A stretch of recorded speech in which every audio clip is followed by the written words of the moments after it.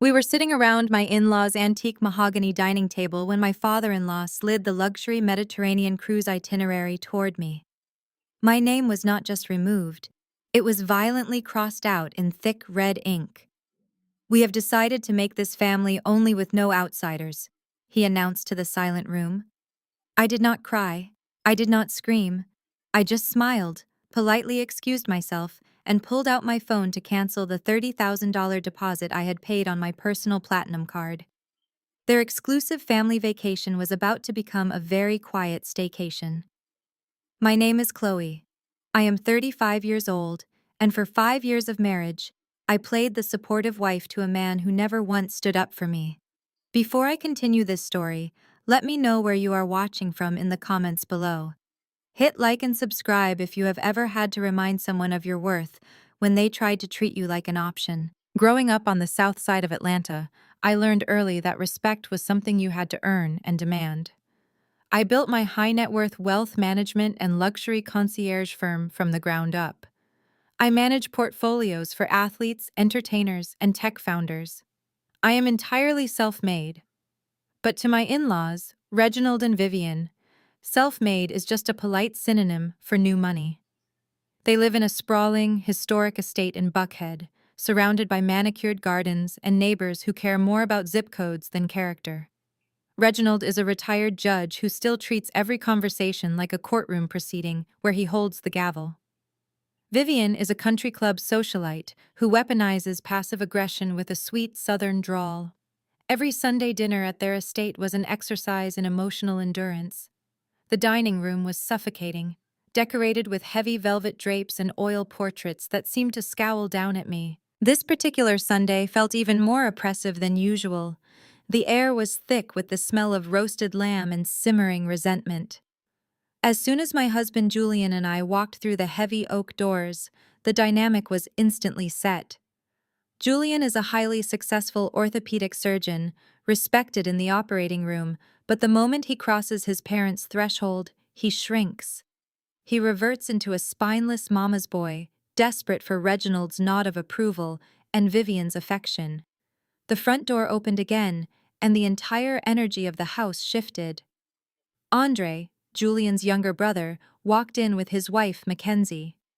Andre is a perpetually failing tech entrepreneur, a 33-year-old man who still relies on his parents to bail out his terrible business ventures. But Mackenzie is the family prize. She is white, hails from generations of old money, and brings the kind of societal pedigree that Reginald and Vivian desperately crave. Vivian practically floated across the foyer to greet them. She took Mackenzie by the hands, gushing over her designer coat and thanking her for bringing so much class to the family. Vivian handed Mackenzie a crystal flute of vintage champagne, her eyes shining with genuine adoration. I stood less than 5 feet away, my hands completely empty. Vivian did not even offer me a glass of tap water. She simply glanced at my tailored suit, gave a tight, thin-lipped smile, and told me I looked very corporate today, as if going to church and running a multi-million-dollar firm was a character flaw. Julian saw the entire exchange. His hands that literally reconstruct shattered bones on an operating table, just shoved deep into his pockets. He looked down at the imported Persian rug and said absolutely nothing. He prioritized his family's fragile image over his wife's dignity, just like he always did. We moved to the dining room, taking our assigned seats around the massive table. For months, I had been the one organizing their precious 40th anniversary cruise. Because my concierge firm has exclusive contacts in the luxury travel industry, Reginald commanded that I handle the logistics. He assumed my connections would secure them VIP upgrades, private excursions, and premium dining packages. I spent weeks coordinating flights, securing the best Mediterranean suite accommodations, and finalizing private port tours. I even put the $30,000 non-refundable deposit on my own corporate card because Reginald claimed he was restructuring his investment portfolios and needed temporary liquidity. I did the work, paid the money, and delivered perfection. As dessert was served, Reginald cleared his throat. He reached into his leather briefcase and pulled out 5 beautifully bound itinerary folders. He handed the first to Vivian, the second to Andre, and the third to Mackenzie. Mackenzie opened hers with an exaggerated gasp, loudly thanking Reginald for being so generous, deliberately ignoring the fact that I was the one who curated every single page she was looking at. Then, Reginald slid the final 2 folders across the polished wood, one for Julian, one for me. I opened the heavy cardstock cover. Inside was the master schedule, detailing the flights to Greece, the private yacht transfers, and the captain's dinner reservations. But something was wrong. My eyes tracked down to the passenger manifest section. Vivian's name was printed in elegant script. Reginald, Julian, Andre, and Mackenzie were all listed. My name was there, but it had been violently crossed out. A thick, bleeding line of red ink was slashed directly through my printed name. It was not a printing error. It was a deliberate, aggressive defacement. I looked up. Reginald was staring dead at me from the head of the table. His eyes were cold, calculating, and completely unapologetic. He laced his fingers together and let the silence stretch until every eye in the room was fixed on my reaction. "We have reviewed the arrangements," Reginald said, his voice echoing in the quiet dining room. "And we have decided to make this family only. No outsiders. It is our 40th anniversary, and we need this time to bond with our true lineage." The words hit my chest like a physical blow. Outsiders. After 5 years of marriage, after funding their deposits, after playing the dutiful daughter-in-law to people who looked at me like dirt on their expensive shoes. I glanced at Vivian. She was taking a delicate bite of her cheesecake, refusing to make eye contact, her silence an absolute endorsement of her husband's cruelty. I looked at Andre, who was trying to hide a smirk behind his napkin. Mackenzie leaned back in her chair, a look of profound satisfaction washing over her pale face. But the worst betrayal was sitting right next to me. I turned my head to look at Julian, my husband, the man who stood at an altar and promised to protect me. Julian was staring intently at his plate. His jaw was tight, but his mouth remained completely shut. He did not challenge his father. He did not defend his wife. He just let the humiliation wash over me so he could remain in the safe harbor of his family's approval. My heart hammered against my ribs, hot and furious. A younger, less secure version of me might have burst into tears. I might have demanded an explanation or begged my husband to speak up. I knew that was exactly what Reginald wanted. He wanted me to become the angry, emotional, working-class woman he always claimed I was. He wanted a reaction so he could justify his disdain. I refused to give him the satisfaction. The heat in my chest slowly transformed into absolute, freezing clarity. I closed the folder, smoothing my hand over the leather cover. I looked directly into Reginald's eyes, matching his cold stare with a bright, entirely unbothered smile. "Of course, Reginald," I said, my voice smooth and perfectly measured. "I completely understand. Family only is a wonderful idea." I pushed my chair back, the wooden legs scraping softly against the hardwood floor. I picked up my phone and my purse from the empty chair beside me. "If you will excuse me," I added politely, "I need to use the restroom." I turned and walked away from the table, my heels clicking a steady, calm rhythm down the hallway. I did not look back at Julian. I did not need to. As I stepped into the marble guest bathroom and locked the heavy door behind me, I dropped the polite smile. I pulled out my phone and retrieved my platinum corporate credit card from my wallet. They wanted a family-only trip. I was going to give them exactly what they asked for, starting with the immediate cancellation of the $30,000 dream vacation they had no idea I still controlled. The heavy oak door of the downstairs powder room clicked shut, locking me inside a space that perfectly reflected my in-laws' shallow obsession with status. Floor-to-ceiling Carrara marble, gold-plated faucets, and thick white hand towels excessively monogrammed with their initials. The moment the lock engaged, I let the polite, compliant smile slide completely off my face. I walked over to the gilded mirror and stared at my own reflection. I was not crying. My hands were not shaking. I felt a profound, absolute stillness settling deep into my bones. For 5 years, I had bent over backwards trying to prove my worth to a family that was committed to misunderstanding me. I had swallowed their microaggressions, ignored their backhanded compliments, and financially subsidized their extravagant lifestyle while they looked down their noses at my self-made success. But watching my husband sit there in complete silence while his father publicly stripped me of my dignity was the final clarity I needed. Julian was never going to protect me. He was perfectly content to let me be the sacrificial lamb on the altar of his family's ego. I reached into my tailored blazer and pulled out my phone. Then, I unzipped my designer clutch and retrieved my corporate platinum credit card. The heavy metal felt cool and solid against my palm. It was the exact same card I had used 6 months ago when Reginald summoned me to his home office and essentially ordered me to plan this entire anniversary trip. I remembered his exact words. "You handle the logistics, Chloe. Your little concierge business is good at this sort of service work. Make sure it is flawless." When it came time to pay the massive $30,000 deposit required to secure the multi-room reservations, Reginald had conveniently claimed his assets were temporarily tied up in a high-yield trust restructuring. He asked me to front the cost, assuring me he would wire the money to my account before the departure date. He never did. He simply assumed that because I was married to his son, my money was their money, and my labor was their birthright. They wanted a family-only trip. They were about to learn a very hard lesson about what happens when you bite the hand that finances your superiority complex. I unlocked my phone and bypassed the regular customer service numbers. As the founder of a high-net-worth wealth management firm, I hold a top-tier corporate partnership with the cruise line. I dialed my dedicated VIP account manager. The line rang barely twice before a familiar professional voice answered. "Good evening, Ms. Davis. This is Cynthia at the Elite Client Desk. How can I assist you tonight?" "Hi, Cynthia," I said, keeping my voice steady and completely calm. "I need to make an immediate, comprehensive modification to the Mediterranean booking under the name Reginald Davis. Booking reference Alpha Delta 724.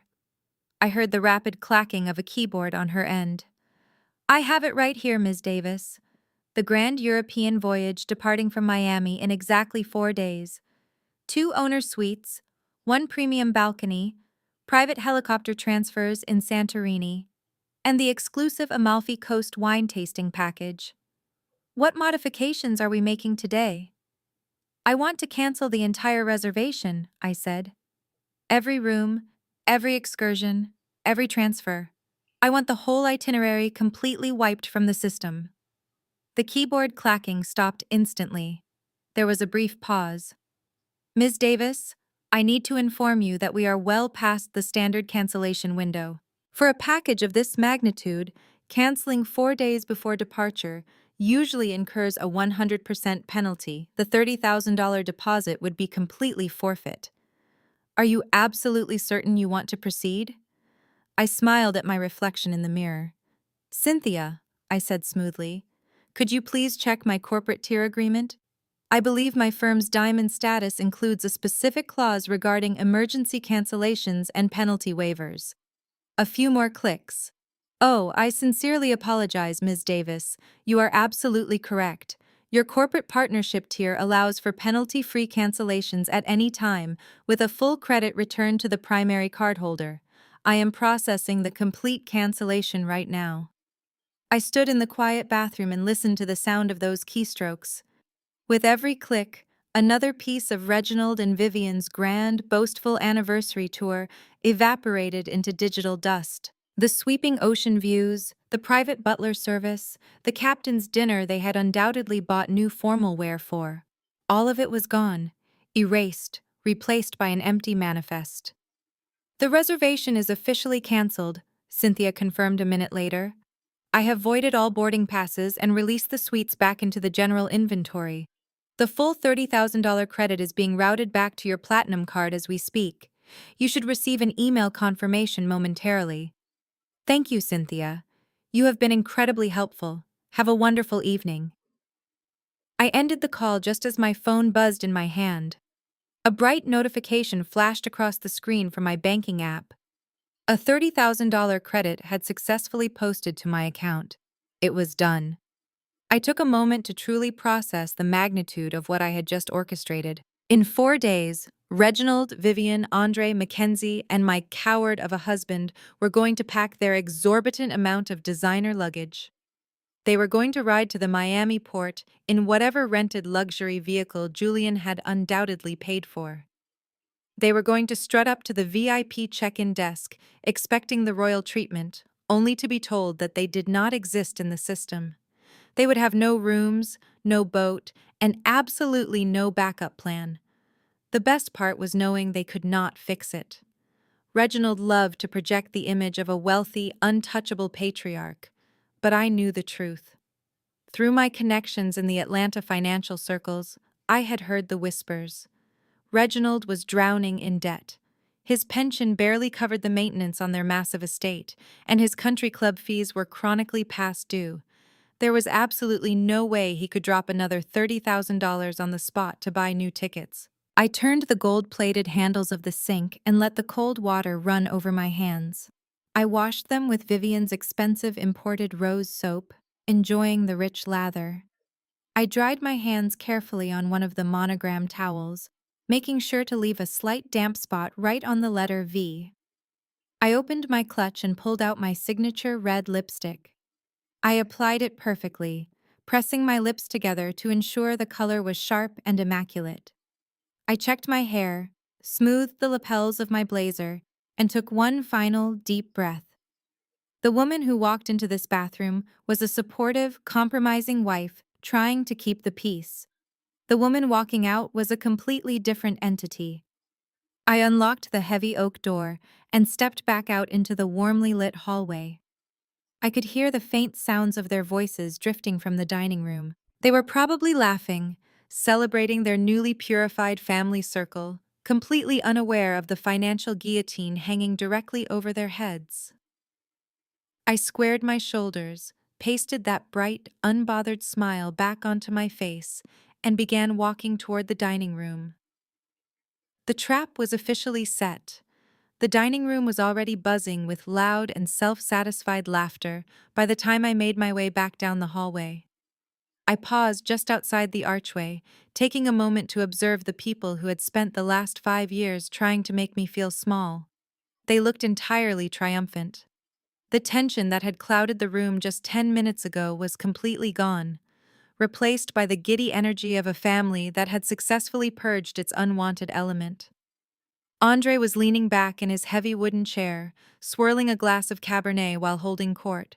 He was already bragging about his grand networking plans for the trip. "I checked the passenger registry through a contact of mine," Andre said loudly, making sure his father was listening. "There are at least 3 major venture capitalists booked in the owner's suites on this sailing.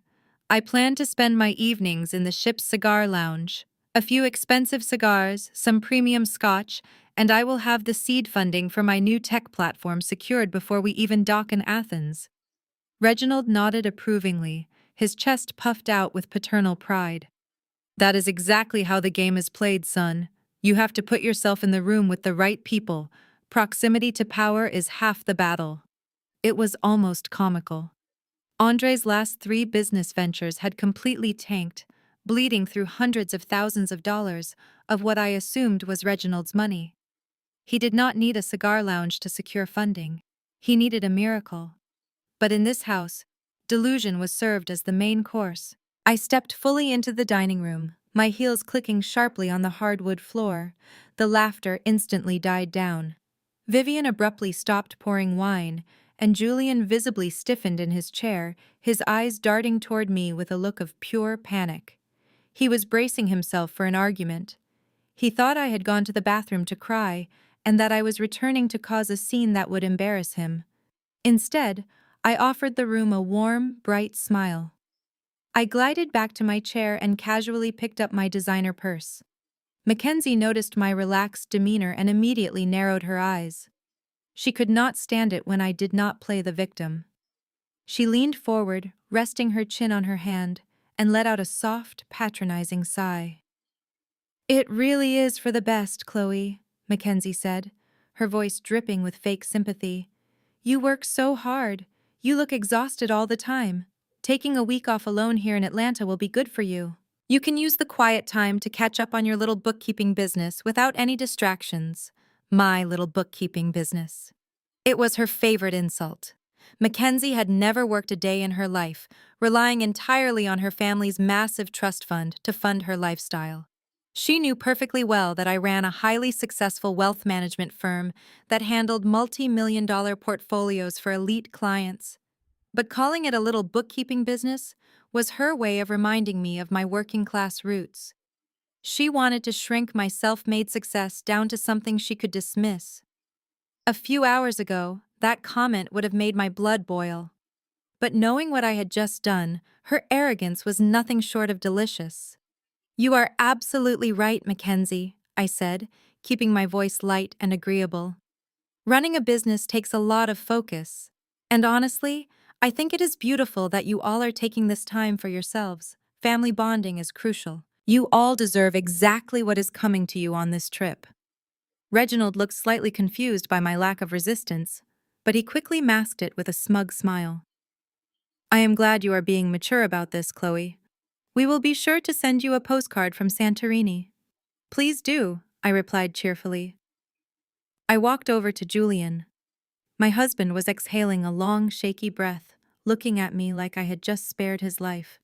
He was so incredibly relieved that I was swallowing my pride so he would not have to stand up to his father. He gave me a weak, grateful smile. I leaned down and pressed a soft kiss to his cheek. His skin felt cold. I'm going to head home, Julian, I whispered, just loud enough for the table to hear. I will let you all enjoy your family time. Have a wonderful evening. I turned and walked out of the dining room without waiting for a response. I did not look back. I walked through the grand foyer, past the massive crystal chandelier and the oil portraits, and pulled open the heavy oak front door.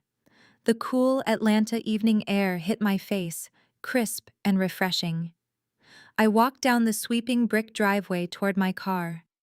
I unlocked my sleek black Porsche, a car I had bought and paid for with my own money, and slid into the driver's seat. The leather interior smelled like expensive perfume and quiet victory. Before I started the engine, I rolled down the window and looked back at the sprawling estate. From the outside, it looked like a fortress of untouchable wealth and prestige. But I knew the truth. It was a house built on secrets, funded by debt, and held together by sheer arrogance. They thought they had put me in my place today. They thought they had drawn a line in the sand to protect their precious bloodline from an outsider. I pressed the push to start button, and the engine roared to life with a deep, satisfying purr. I pulled out of the driveway and merged onto the quiet suburban street, leaving their toxic Sunday dinner far behind me. Let them pack their designer luggage. Let Andre prepare his empty business pitches. Let Mackenzie brag to her trust fund friends about her upcoming yacht transfers. They had exactly 4 days left of their beautiful illusion. In 4 days, they would show up at the Miami port with utterly worthless boarding passes, and their exclusive family vacation would officially become the most expensive humiliation of their lives.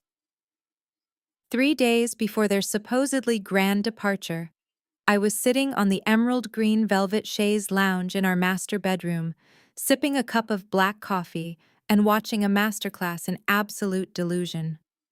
Julian had his massive custom leather luggage splayed wide open across our king-sized bed. He was humming a cheerful rhythm under his breath, carefully folding a stack of designer linen shirts and khaki trousers. Watching him pack for a vacation that I had already completely erased from the cruise line's database was a surreal experience. He was entirely oblivious. He moved with the light, breezy energy of a man who believed he had successfully navigated a minor domestic hurdle and was now coasting toward a luxurious Mediterranean horizon. He paused to admire a new pair of Italian leather loafers before tossing them into his suitcase. He glanced over at me, his expression shifting into a mask of mild, patronizing annoyance. You know, Chloe, you really overreacted the other night, Julian said, his tone casual, as if we were discussing the weather rather than his family publicly humiliating me. Leaving the dinner early like that made me look bad. Dad was just stressed about the final details of the trip. You are being overly sensitive. You should have just stayed and eaten your dessert. I took a slow sip of my coffee, letting the warm, bitter liquid ground me. My husband was standing in a house that I paid the primary mortgage on, packing for a trip that I had initially funded, and telling me I was overly sensitive for not wanting to sit quietly while his father verbally slapped me in the face. I did not want to ruin the family-only atmosphere, I replied smoothly, keeping my face completely devoid of emotion. I was just respecting your father's wishes. Julian waved a hand dismissively, clearly not wanting to dive into the emotional reality of his cowardice. Exactly. It is just for 1 week. We will do a trip, just the two of us, later this year. Maybe we can rent a cabin up in the mountains. He turned back to his open suitcase, zipping up a compartment. He cleared his throat. The casual breeze in his voice suddenly stiffened into something much more calculated. Anyway, Julian continued, keeping his back to me, since you are not coming, I need you to do me a small favor. Can you transfer $5,000 into my checking account before noon today? I lowered my coffee mug, placing it gently onto the glass side table. The sheer audacity of the request hung in the air, so thick and heavy I could practically see it. He had sat in silence while his family uninvited me from a European vacation, and now he was asking me to give him $5,000 in spending money to enjoy it without me. Excuse me? I asked, my voice dangerously quiet. Julian turned around, feigning a look of innocent confusion. 5,000, he repeated, as if I had simply misheard the amount. Just for excursions and incidentals. The cruise is paid for, obviously, but I need liquid cash for the ports. You are an orthopedic surgeon, Julian, I pointed out, leaning back into the chaise lounge. You make exceptional money. Why do you need me to wire you $5,000 for incidentals? A flash of genuine panic crossed Julian's face before he quickly masked it with irritation. We kept our business finances separate, but Julian had a terrible habit of living right up to the edge of his massive paycheck. He drove a car he leased for too much money, bought custom suits to impress his father, and constantly picked up the tab at expensive dinners to maintain the illusion that he was the golden son. He made a surgeon's salary, but he spent it like a billionaire, which meant his actual bank accounts were often embarrassingly tight. I just have a lot of capital tied up right now, Julian lied smoothly, shifting his weight from one foot to the other. And I promised Andre I would cover the private wine tours in Tuscany and the yacht rental in the Amalfi Coast. You promised Andre? I repeated, letting the incredulity bleed into my words. Andre is 33 years old. Why are you subsidizing his vacation? Julian's jaw tightened. He walked over to the edge of the bed, his voice dropping into a harsh, defensive whisper. Because Mackenzie's parents might be flying into Greece to meet us at the port, okay? Her family is incredibly wealthy. I cannot look like a cheapskate in front of them.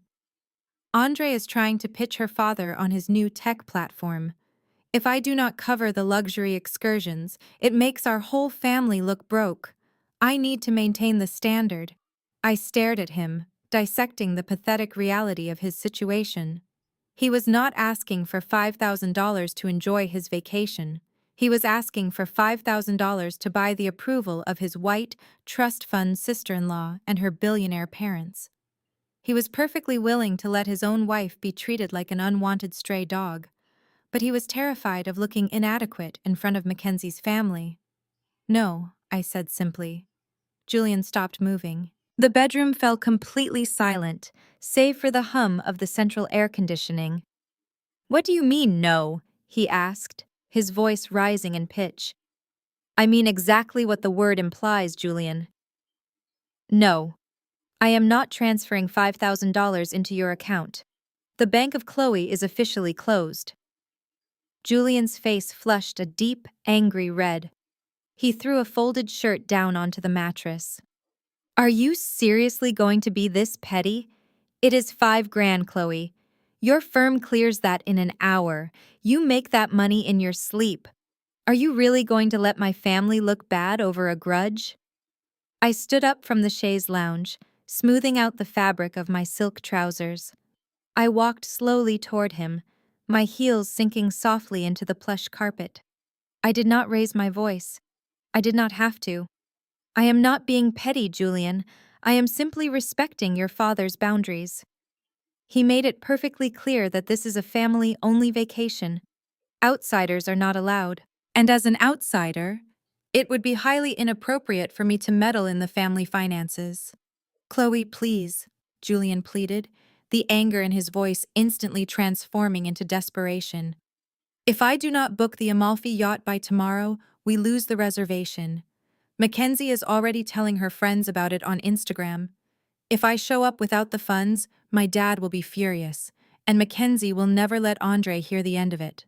Just wire the money. I will pay you back. You will not pay me back, I stated, staring coldly into his panicked eyes. Just like your father never paid me back for the $30,000 deposit. You are a highly successful medical professional, Julian. You want to play the big shot provider for your father and your brother's rich wife?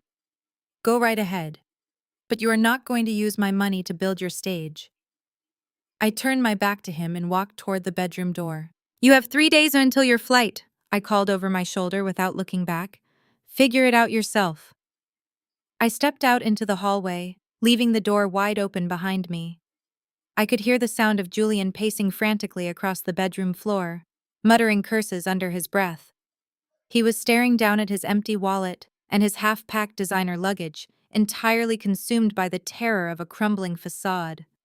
He was panicking about how to afford a yacht in Italy, completely unaware that he did not even have a boat waiting for him in Miami.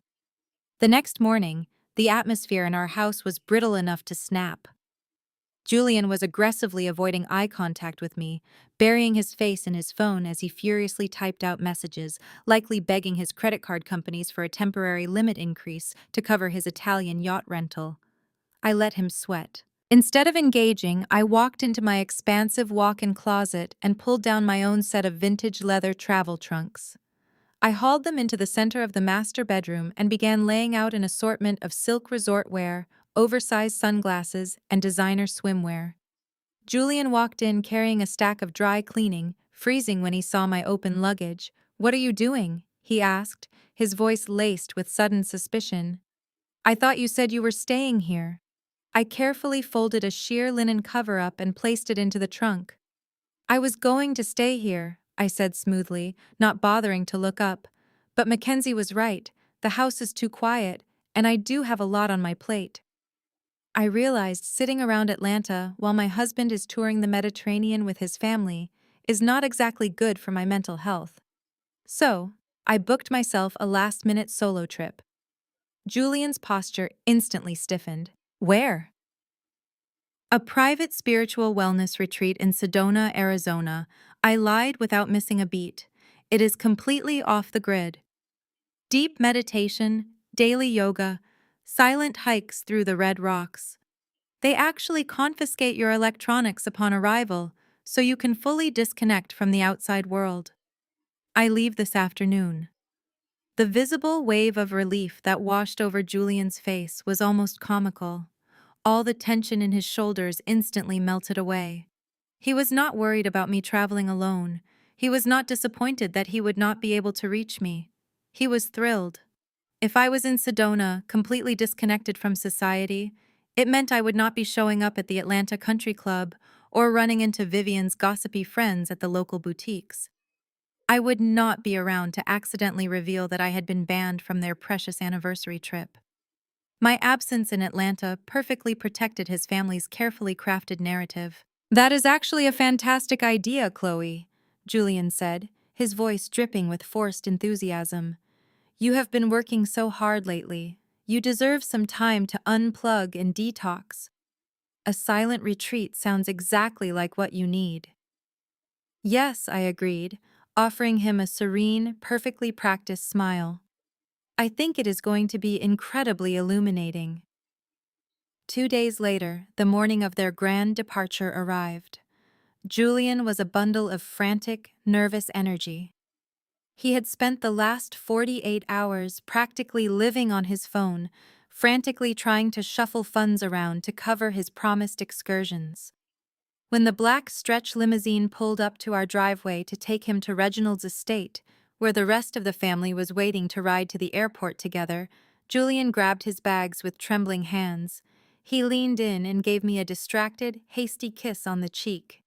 "Have a great time in Sedona," he said, already looking past me toward the idling car.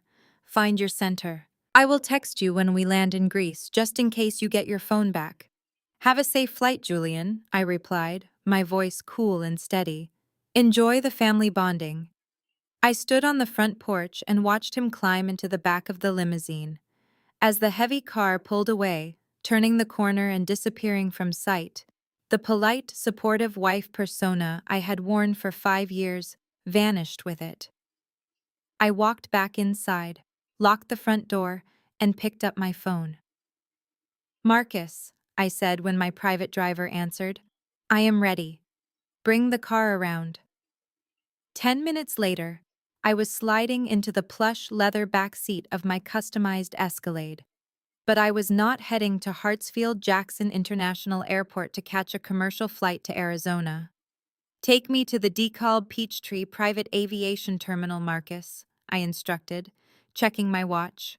"The pilots are expecting us in 30 minutes. Julian and his family were currently sitting in the commercial departure lounge, probably sipping overpriced mimosas and loudly bragging to anyone who would listen about their European vacation.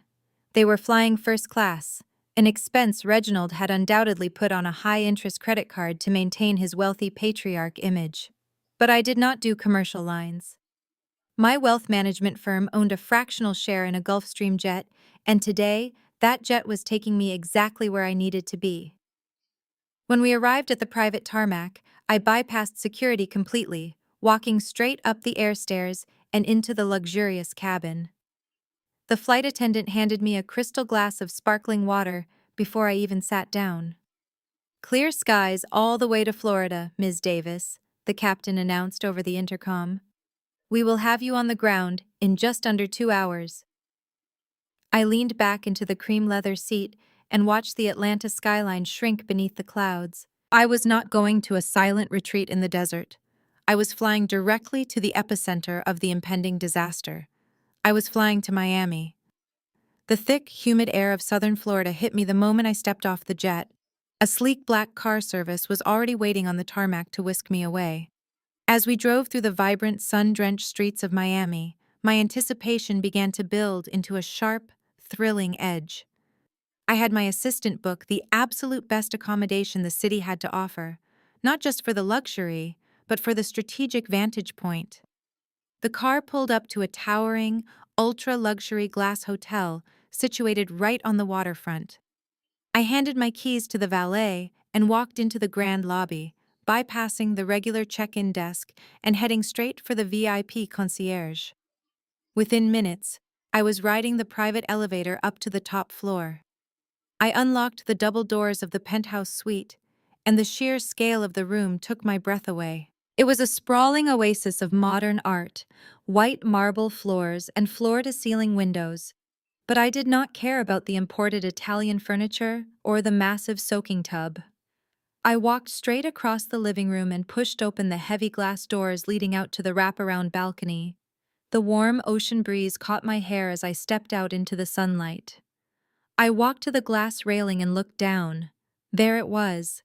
Directly below my balcony, dominating the vibrant blue water of the port, sat the massive luxury cruise liner. It looked like a floating city, gleaming white in the afternoon sun, bustling with tiny figures of crew members and early boarding passengers. Just beyond the ship was the sprawling, multi-lane drop-off zone for the cruise terminal, where a steady stream of taxis and shuttles were unloading excited travelers. I pulled out my phone and checked the time. Julian and his family were scheduled to land at Miami International in exactly 1 hour. Factoring in baggage claim and the drive to the port, they would be pulling up to that drop-off zone in less than 3 hours. I walked back inside, picked up the room service menu, and ordered a chilled bottle of my favorite vintage champagne and a plate of fresh strawberries. Then, I pulled a plush lounge chair right up to the edge of the balcony railing. I had funded their delusions for far too long. Now, I was going to sit back, sip my champagne, and enjoy a spectacular front row seat to the exact moment their entire world went up in flames. A soft knock at the heavy wooden door of my penthouse pulled my attention away from the balcony. Room service had arrived. A smartly dressed attendant wheeled in a silver cart holding a bucket of ice, a perfectly chilled bottle of vintage Dom Perignon, and a crystal bowl of massive ripe strawberries. I tipped him generously, locked the door behind him, and carried the ice bucket out to the glass table next to my lounge chair. The afternoon sun was beating down on Miami, casting a brilliant golden light over the turquoise water of the bay. I popped the cork, the satisfying sound echoing slightly against the high walls of the balcony, and poured the pale gold liquid into a crystal flute. I took a slow, deliberate sip. It tasted like absolute freedom. I reached into my tote bag and pulled out a pair of high-powered marine binoculars I had specifically purchased for this occasion. I rested my elbows on the glass railing and brought the lenses to my eyes, adjusting the focus dial until the bustling drop-off zone 20 stories below came into sharp, high-definition clarity. The port was absolute chaos. Thousands of people were swarming the pavement, dragging suitcases and herding excited children toward the massive, floating city waiting at the dock. The ship itself was a behemoth of modern engineering, boasting multiple swimming pools, a water park, and rows upon rows of glass balconies glinting in the sun. It was the epitome of luxury, and for the next week it was going to sail through the Mediterranean entirely devoid of my toxic in-laws. I scanned the line of arriving vehicles, watching buses and taxis pull up to the curb. Then I saw it. A ridiculously long, obnoxiously shiny black stretch limousine forced its way through the traffic, aggressively cutting off a shuttle bus to secure a prime spot directly in front of the VIP diamond check-in tent. It was so incredibly on brand for Reginald. He always needed to announce his arrival with the most ostentatious display possible. Through the binoculars, I watched the chauffeur hurry around to open the rear door. Reginald stepped out first. Even from this distance, his arrogance was palpable. He was wearing a crisp linen suit and a Panama hat, holding his head high as if expecting a red carpet to instantly unroll beneath his expensive leather loafers. Vivian followed closely behind him, wrapped in a sheer resort gown and wearing a sun hat so massive it practically required its own zip code. She immediately began pointing her finger at the port staff, barking orders. Next came Andre and Mackenzie.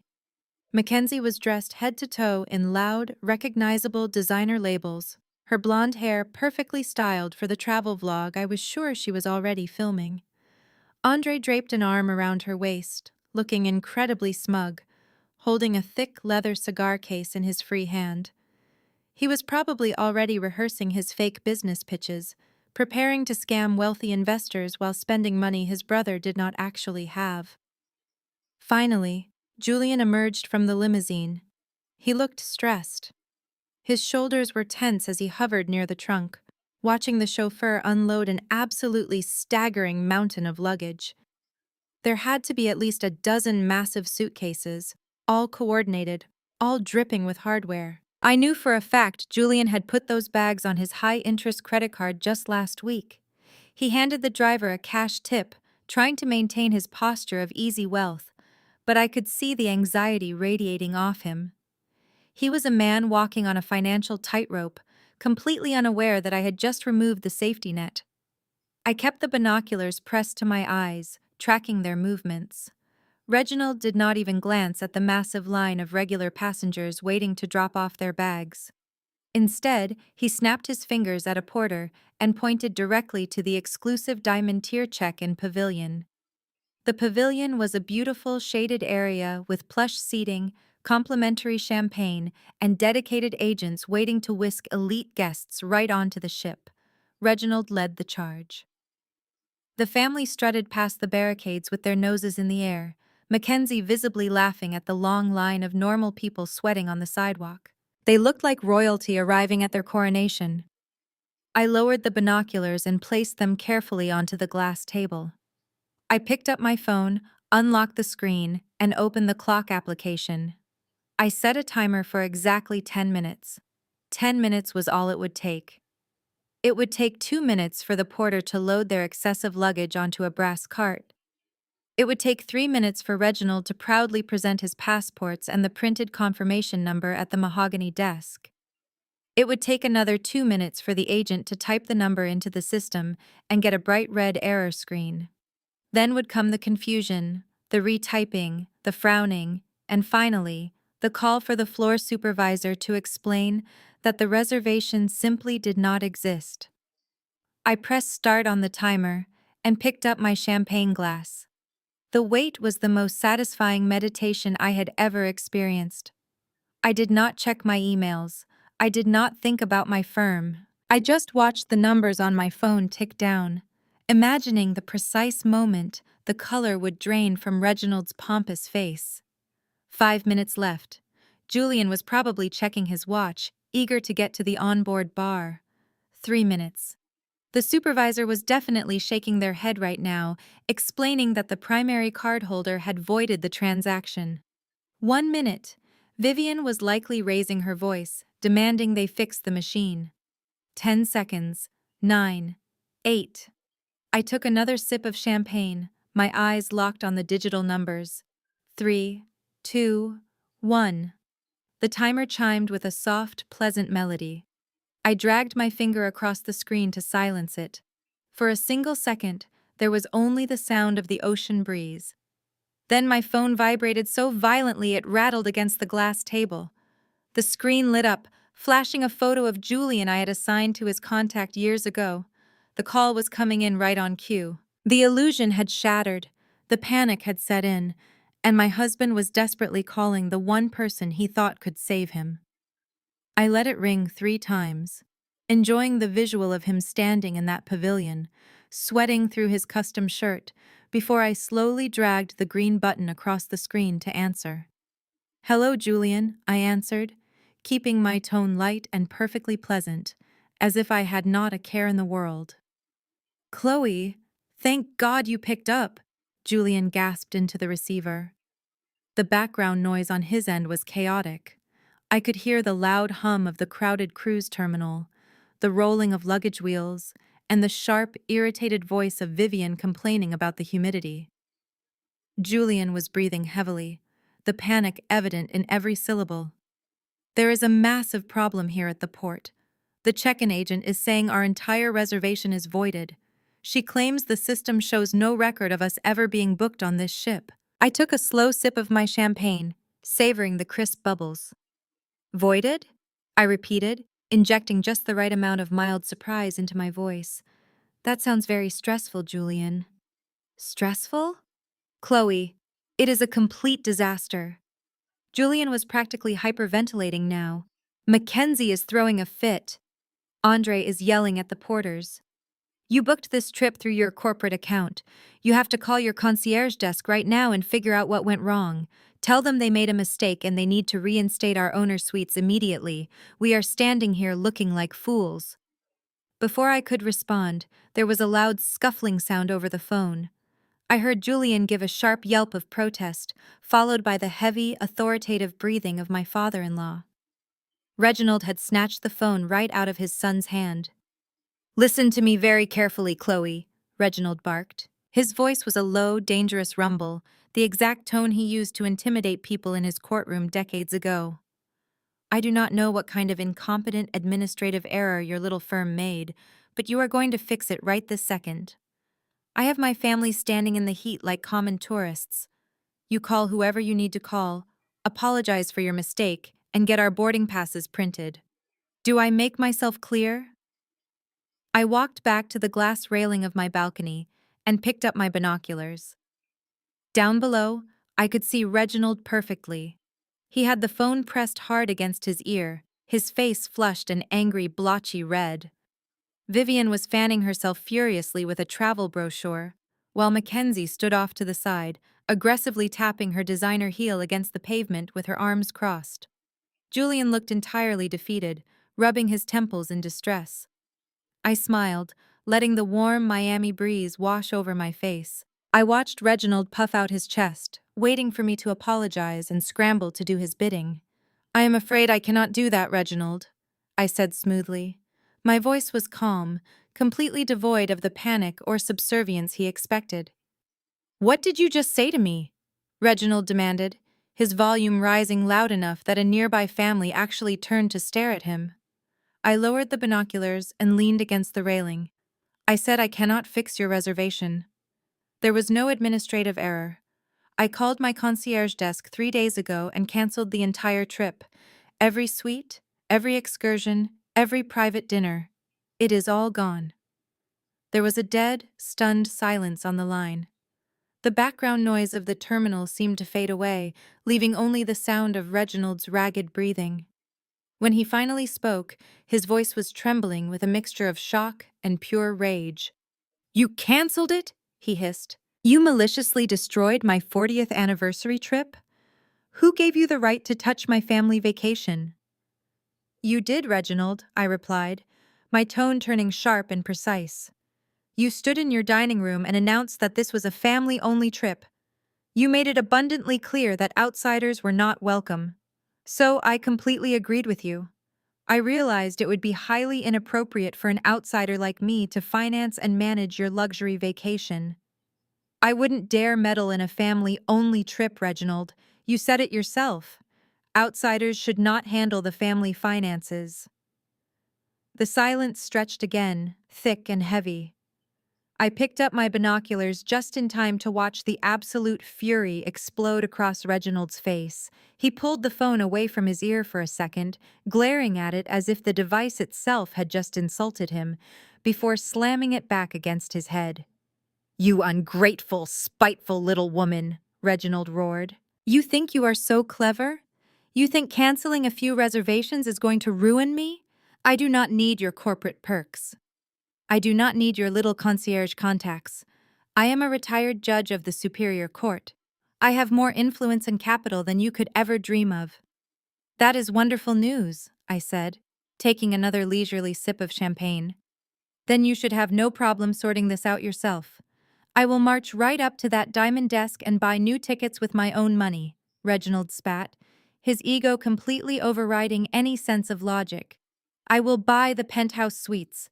I will buy the entire top deck just to prove how little this family needs you. You just made the biggest mistake of your life, Chloe. Have a wonderful staycation, Reginald," I whispered, and ended the call.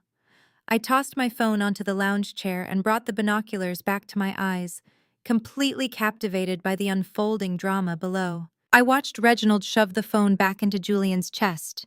He turned to Vivian, waving his hand in a grand, dismissive gesture, undoubtedly telling her not to worry. He adjusted his linen suit, straightened his Panama hat, and marched with absolute terrifying confidence directly up to the diamond-tier ticketing agent.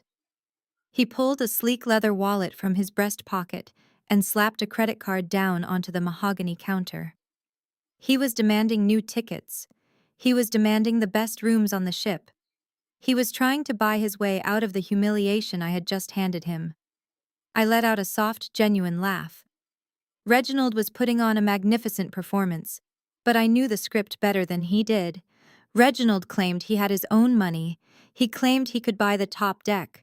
But I knew a dark, heavily guarded secret about the great patriarch of the Davis family. Reginald was entirely, hopelessly broke. Through my wealth management firm, I have access to extensive financial networks and credit monitoring systems in Atlanta. Several months ago, when Reginald first asked me to handle the cruise deposit, I noticed a few glaring inconsistencies in the tax documents he handed me. I ran a quiet, entirely legal background check on his public assets. What I found was a financial house of cards actively collapsing in real time. Reginald had taken out 3 separate loans against his pension. The sprawling historic estate in Buckhead had multiple liens against it. His credit cards were maxed out to their absolute limits, and his country club membership had been suspended twice in the last year for non-payment. He had spent the last decade secretly draining his retirement accounts to fund Andre's failed business ventures and maintain his own image of untouchable wealth. The man did not have $30,000. He did not even have $3,000 in liquid cash. Down at the port, the ticketing agent picked up Reginald's card. She swiped it through the terminal. I did not need to hear the conversation to know exactly what was happening. I watched the agent look at her screen, her brow furrowing. She swiped the card a second time. Then, she looked up at Reginald and shook her head, handing the card back to him with an apologetic smile. Reginald froze. Even from 20 stories up, I could see the rigid tension seize his body. He snatched the card back and immediately pulled out another one. The agent swiped it. Another shake of the head. Vivian stepped forward, placing a hand on Reginald's arm. I could tell she was asking what was wrong. Reginald aggressively brushed her hand away, digging through his wallet in a blind panic. He pulled out a third card. A fourth. Declined, declined, declined. The majestic illusion of the Davis family was shattering right there on the Miami pavement. Mackenzie was staring at her father-in-law in complete disbelief, her jaw practically on the floor. Andre was frantically checking his own phone, realizing his free ride was disintegrating. And Julian just stood there, staring blankly at the massive cruise ship blowing its departure horn, slowly coming to the horrifying realization that he had sacrificed his marriage for a family that was completely bankrupt. Down on the pavement, the reality of Reginald's financial ruin hung in the humid air like a thick fog. He stood frozen, staring at his stack of useless plastic. That was when Mackenzie decided she had endured enough embarrassment. I watched her huff aggressively, push past her father-in-law, and pull out a sleek, heavy metal black card. It was the ultimate symbol of her family's trust fund. She slapped it onto the mahogany counter, gesturing wildly, clearly demanding the agent charge whatever exorbitant fee was necessary to secure the absolute best rooms available. The ticketing agent picked up the black card. She typed rapidly on her keyboard. For a split second, I saw Mackenzie cross her arms and offer Reginald a pitying, condescending smile. She was thrilled to be the wealthy savior of the bankrupt Davis family. But the agent did not hand back boarding passes. Instead, she pointed at her computer monitor and shook her head. Through my binoculars, I could clearly read her lips. I am sorry, ma'am. The ship is completely sold out. Mackenzie leaned over the counter, pointing angrily at the black card. I knew exactly what she was saying. She was telling the agent to kick someone else off the boat. She was demanding they upgrade her at any cost. But the agent stood firm. Cruise ships have strict maritime capacity laws. There was simply no room. Mackenzie's generational wealth was completely useless. That was the exact moment Vivian finally registered what was happening. The grand, luxurious 40th anniversary trip she had been bragging about at the country club for 6 straight months was not happening. She was not going to Greece. She was not getting on that boat. Vivian snapped. I watched my mother-in-law, the woman who prided herself on southern elegance and country club manners, turn into an absolute banshee. She threw her massive designer sun hat directly at the ticketing agent. She slammed her hands down on the mahogany counter, screaming at the top of her lungs. I could not hear the exact words from my balcony, but her body language was unmistakable. She was demanding to see the captain. She was pointing at Reginald, shrieking about his former status as a judge, threatening to sue the entire cruise line. In a final display of unhinged fury, she swept her arm across the desk, sending a massive stack of glossy travel brochures flying into the air like confetti. It was a spectacular, glorious meltdown. And the best part was that I was not the only one watching. Just behind the velvet ropes of the diamond check-in line, a teenager wearing a bright neon tank top had their smartphone raised high in the air. The camera was pointed directly at Vivian. They were capturing every single shriek, every flailing arm, every moment of her absolute indignity. Within seconds, 2 burly port security guards approached the pavilion. They did not care that Reginald used to wear a robe in a courtroom. They did not care about Mackenzie's black card. They calmly but firmly instructed the entire Davis family to collect their belongings and vacate the premises immediately. The humiliation was absolute. The family was herded out of the shaded, luxurious VIP tent and pushed back out into the blistering Miami sun. They stood on the concrete curb, surrounded by their mountain of heavy designer luggage. The stretch limousine that had dropped them off was long gone, having already departed to pick up another client. They had no car, no boat, and nowhere to go. They just stood there, baking in the heat, watching thousands of other passengers happily boarding the massive ship. I lowered my binoculars and walked back inside the air-conditioned comfort of my penthouse. I sat down on the plush white sofa and opened the Instagram application on my phone. I searched for a few popular Miami local drama pages, knowing how fast the internet moves. It took less than 45 minutes. There it was, posted on a page with over 1 million followers. The caption read, "Entitled Rich Lady Destroys Check-in Desk After Missing Her Cruise." I clicked the video and turned the volume all the way up. Vivian's voice echoed through my quiet living room, shrill and hysterical. "Do you know who my husband is? We are the Davis family of Atlanta. You are ruining our 40th anniversary. I want the captain down here right now." The video had already amassed 50,000 views. The comment section was a goldmine of absolute mockery.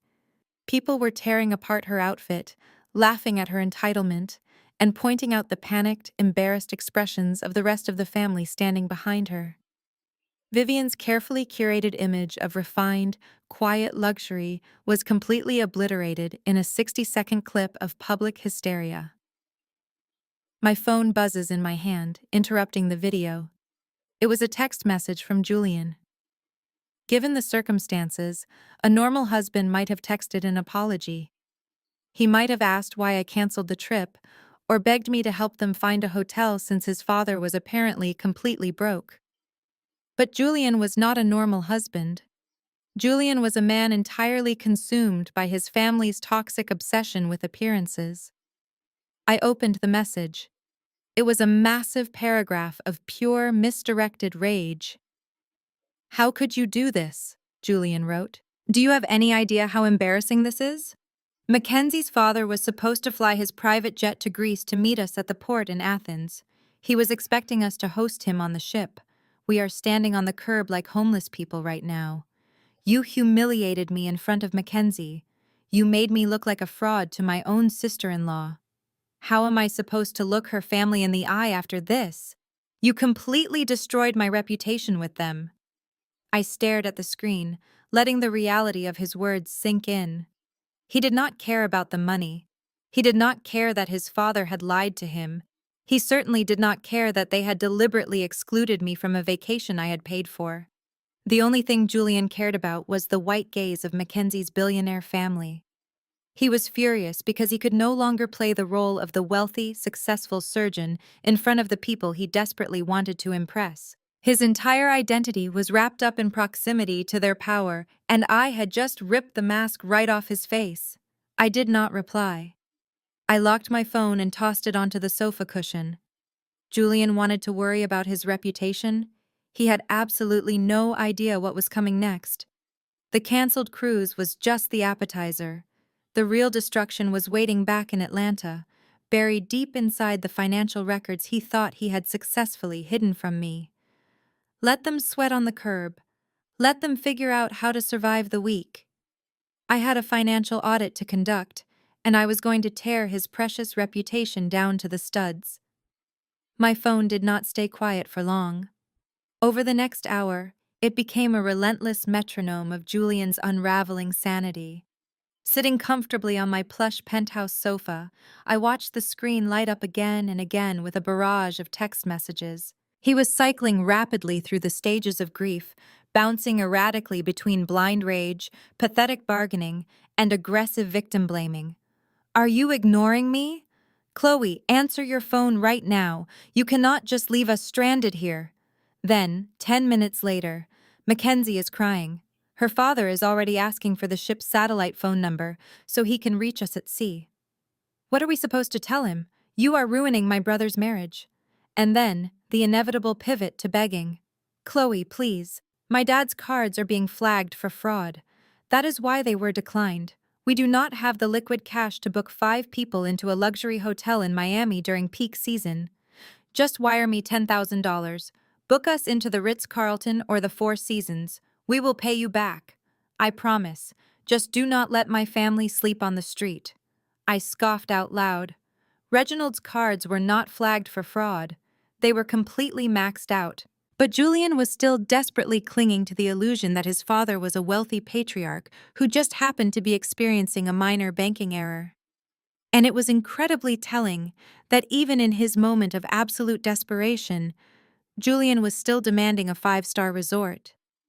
He was stranded on a concrete curb, yet he still felt entitled to the Four Seasons on my dime. I did not reply to a single message. Instead, I swiped his notifications away and opened the location tracking application on my tablet. Julian was a man who loved to show off. He always kept his location sharing turned on so his golf buddies and country club friends could see when he was dining at an exclusive restaurant or lounging at a high-end resort. In his panicked rush to manage his family's meltdown, he completely forgot to turn it off. I now had a real-time, high-definition map of their misery. For the first hour, the little blue dot representing my husband remained stubbornly anchored at the Miami port. I pictured them arguing on the sidewalk, surrounded by their mountain of heavy, useless luggage, sweating through their expensive resort wear as they tried to formulate a plan. They were trapped. They could not just go back to the airport and fly home to Atlanta. Vivian had spent the last 6 months loudly bragging about this Mediterranean voyage to every woman at her country club. She had posted countdowns on social media. If they returned the very next day, the humiliation would be permanent. To save face, they had to stay hidden. They had to pretend they were actually on a boat for the next 7 days. Eventually, the blue dot began to move. I leaned back against the cushions, tracking their journey across the city. They were not heading toward South Beach.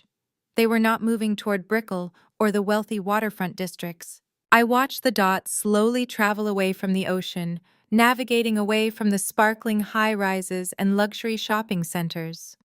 It was creeping steadily inland, heading toward the busy industrial stretches of the interstate highway. Miami is an astronomically expensive city, especially during peak tourist season. A single night in a decent hotel for 5 adults, requiring at least 3 separate rooms, would run well into the thousands. Reginald had no money. Andre was chronically broke. Mackenzie was likely refusing to use her trust fund black card to bail them out, preferring to pout and play the victim of their disorganization. That left Julian to foot the bill with whatever meager credit limit he had left after paying for their flights and luggage. The blue dot crawled along the highway map for another 20 minutes before finally coming to an abrupt halt. I zoomed in on the tablet screen, dropping a digital pin on their exact location. It was an address tucked right up against the roaring traffic of Interstate 95, sandwiched between a discount tire shop and a 24-hour gas station. I opened a web browser on my laptop and typed the address into the search bar. I hit enter, and a moment later, the screen populated with images of their new accommodation. I actually had to cover my mouth to stop myself from laughing out loud. They were at the Starlight Motor Inn. It was a dingy, 2-star motel that looked like it had not been renovated since the late 1980s. The photos online showed a bleak, 2-story concrete building covered in peeling pink paint. A towering neon sign stood near the highway, but several of the letters were burned out, giving the property an incredibly sinister glow. The online gallery proudly featured a murky, kidney-shaped swimming pool surrounded by cracked concrete and cheap plastic lawn chairs. I clicked on the review section. The most recent guest comments were a parade of absolute nightmares. People were complaining about the overpowering smell of bleach and stale cigarette smoke. There were detailed accounts of loud arguments in the parking lot at 3 in the morning, mysteriously stained carpets, and most importantly, multiple unconfirmed reports of bedbugs. This was their grand Mediterranean getaway. I closed the laptop, a deep, profound sense of satisfaction settling into my chest. I walked back out onto my penthouse balcony and looked out over the sparkling ocean, feeling the cool, expensive breeze against my skin. Somewhere miles away from this beautiful coastline, right next to the deafening roar of passing semi-trucks, the Davis family was currently dragging their custom leather luggage across a sticky asphalt parking lot. I could perfectly picture Vivian, still wearing her massive sun hat and sheer resort gown, staring in absolute horror at a chipped laminate front desk. I could imagine Reginald, the mighty former judge who always demanded the finest things in life, being handed a plastic room key with a heavy brass tag attached to it. And Mackenzie, the trust fund princess, realizing she was about to spend the next 7 days hiding in a roach motel, just so her in-laws would not lose face in front of their wealthy friends. They had tried to lock me out of their world because I was an outsider.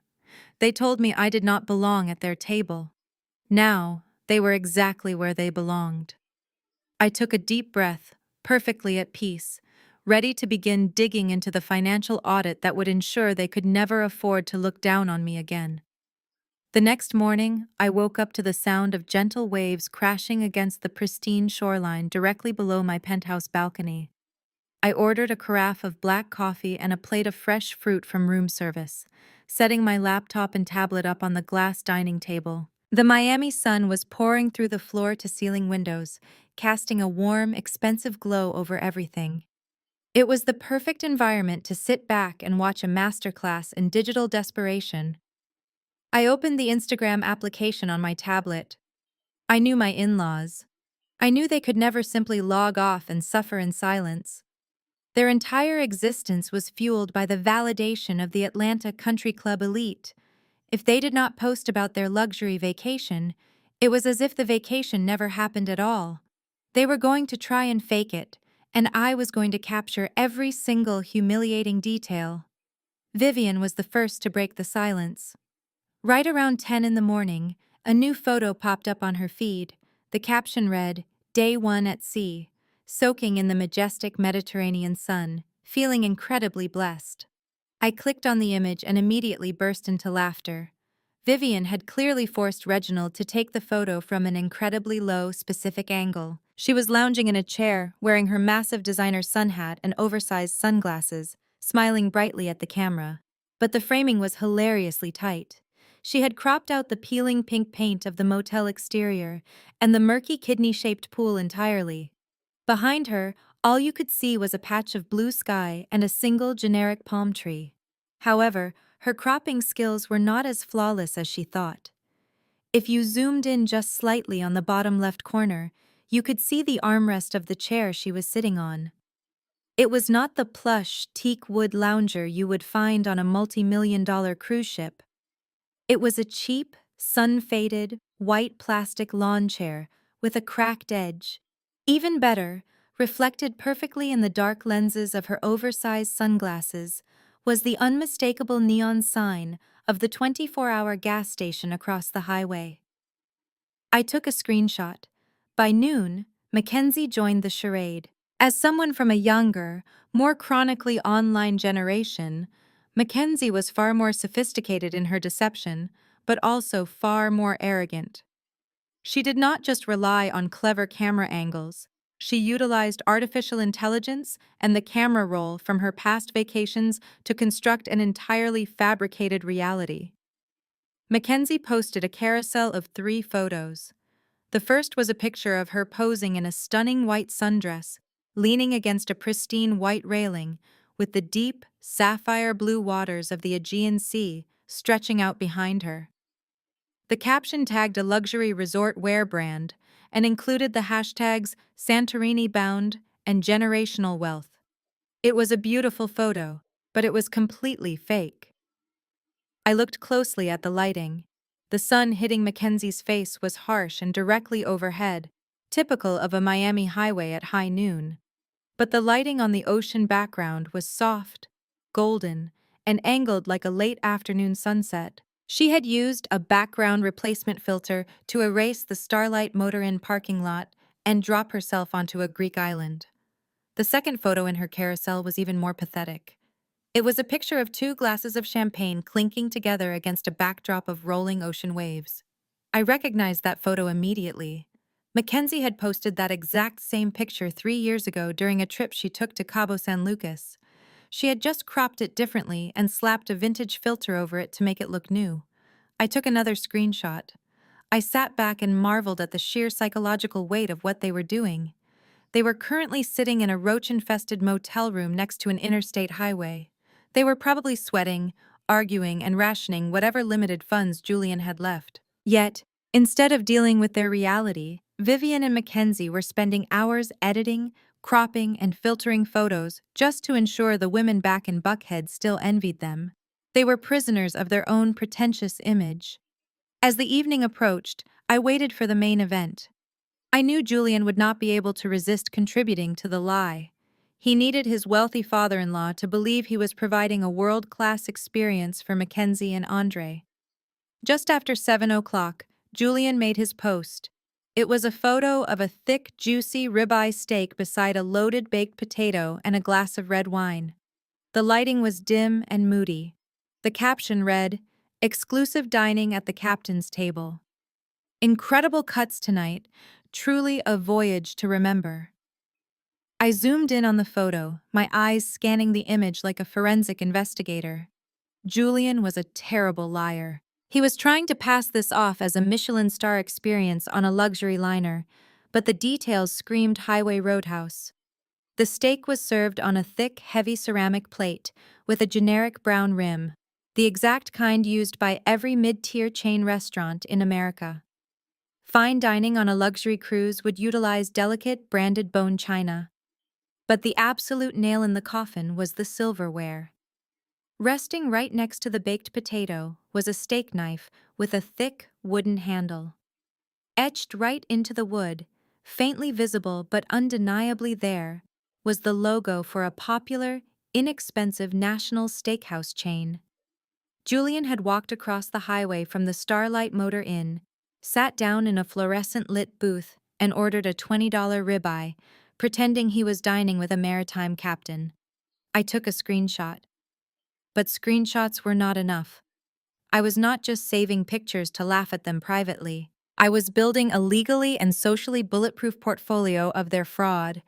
I opened a specialized software program on my laptop that I frequently use to verify asset documentation for my wealth management clients. It allows me to extract EXIF data and metadata hidden within digital files.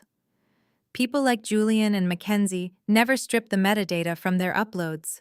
They simply do not know how. I pulled the location data from Julian's steak dinner post. The geographic coordinates popped up on my screen instantly. It did not ping somewhere in the middle of the Atlantic Ocean. It pinged exactly at the address of the chain steakhouse, located 0.2 miles away from the Starlight Motor Inn in Miami, Florida. I did the same for Vivian's photo. The metadata showed the exact coordinates of the motel swimming pool. I pulled the data from Mackenzie's artificially generated Santorini photo. It showed the image was captured that very morning, right inside room 112 of the Starlight Motor Inn. I created a new encrypted folder on my desktop. I named it The Grand Voyage. Inside, I meticulously paired every single one of their fake, boastful Instagram posts with the corresponding metadata, the geographic coordinates, and the zoomed-in evidence of their cheap surroundings. I placed the image of Vivian's sunglasses reflecting the gas station next to Mackenzie's recycled Cabo champagne glasses. I placed Julian's Captain Table steakhouse knife right next to the Google Street View of the restaurant. It was a masterpiece of undeniable truth. I closed the folder and shut my laptop, feeling a dangerous, thrilling smile spread across my face. They thought they were so clever. They thought they could spin a web of lies and return to Atlanta in a week, strutting around their garden parties and country club dinners as the triumphant elite family they pretended to be. They had absolutely no idea that I was holding the match that would burn their entire social standing to the ground. I had the undeniable portfolio of their fraud. Now, all I had to do was fly back to Atlanta, unlock Julian's home office, and find the financial rot that forced them into this pathetic lie in the first place. The next morning, I left the beautiful, sun-drenched Miami coastline far behind me. I checked out of the waterfront penthouse, leaving a generous cash tip for the concierge, and had my private driver take me directly back to the DeKalb Peachtree Aviation Terminal. While my husband and his family were likely waking up to the smell of stale cigarette smoke, damp carpets, and the deafening roar of interstate highway traffic at the Starlight Motor Inn, I was sipping sparkling water at 30,000 feet. I was flying back to Atlanta with a crystal-clear mind and a highly specific mission. Arriving at our shared home felt entirely different this time. The sprawling, beautifully decorated house was completely silent. Usually, Julian filled the space with his overwhelming presence. He was always taking loud phone calls, pacing across the hardwood floors, or playing his pretentious medical podcasts at top volume to ensure everyone knew how important he was. Now, the silence was thick, heavy, and ripe with opportunity. I dropped my vintage travel trunks in the grand foyer and walked straight past the kitchen. I did not come home to unpack my clothes or rest. I came home to hunt. I pushed open the heavy double doors leading into Julian's home office. The room was a monument to his fragile ego. It featured dark mahogany walls, expensive leather-bound medical journals he never actually read, and his framed surgical degrees hung perfectly under gallery-quality lighting.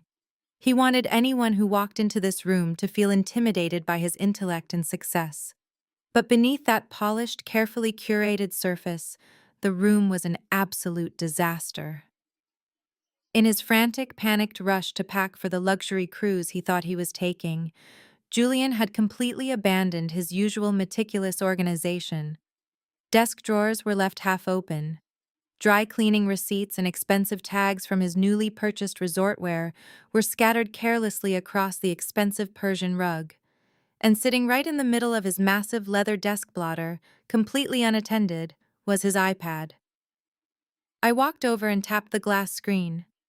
It immediately lit up, bypassing the lock screen entirely. In his sheer desperation to monitor his rapidly dwindling bank balances while standing humiliated on the Miami port curb yesterday, Julian had disabled the auto lock security feature. He had been checking his accounts over and over, praying for a miracle, and in his distress, he left his entire digital life wide open for me to explore. I sat down in his heavy executive chair and pulled the device toward me. For the past 3 days, I had been operating on a potent, thrilling mix of anger and adrenaline. But as my fingers touched the screen, those emotions completely evaporated. My professional instincts took over, cold and precise. I am a wealth manager. I spend my days analyzing risk, identifying corporate fraud, and dismantling complex financial structures for high net worth individuals. I know how to track capital, and more importantly, I know how people behave when they are hiding it. I knew my in-laws. Reginald banning me from that anniversary cruise was an act of pure, calculated hostility, but my gut told me it was not just about my working-class background. People like Reginald and Julian do not make aggressive, exclusionary moves without a tangible financial motive. They wanted me out of the picture for a very specific reason. I needed to know exactly what that reason was. I started with his banking applications. Because we were legally married and shared the same residential address, his passwords were saved in the shared digital keychain. I bypassed the final security prompts with a few simple taps. We maintained separate business and personal checking accounts, but we shared one massive joint savings account. It was an account I had insisted we open when we first bought the house. It was designed to hold secure funds for emergency property repairs, future real estate investments, and our eventual retirement portfolio. Because Julian spent his money as fast as he made it, I had personally deposited the vast majority of the capital into that specific account. It was my hard-earned money, sitting there to secure our shared future. I tapped on the joint savings icon and let the digital ledger load. At first glance, everything looked relatively normal. The standard monthly transfers for the mortgage and the landscaping services were there. But as I scrolled back through the transaction history, Moving past the trivial expenses, my eyes caught a line item from exactly 3 weeks ago. My blood ran absolutely cold. There, glaringly obvious on the digital screen, was a massive, unauthorized wire transfer. $250,000. Withdrawn. Gone. I sat perfectly still in the quiet office, staring at the staggering number.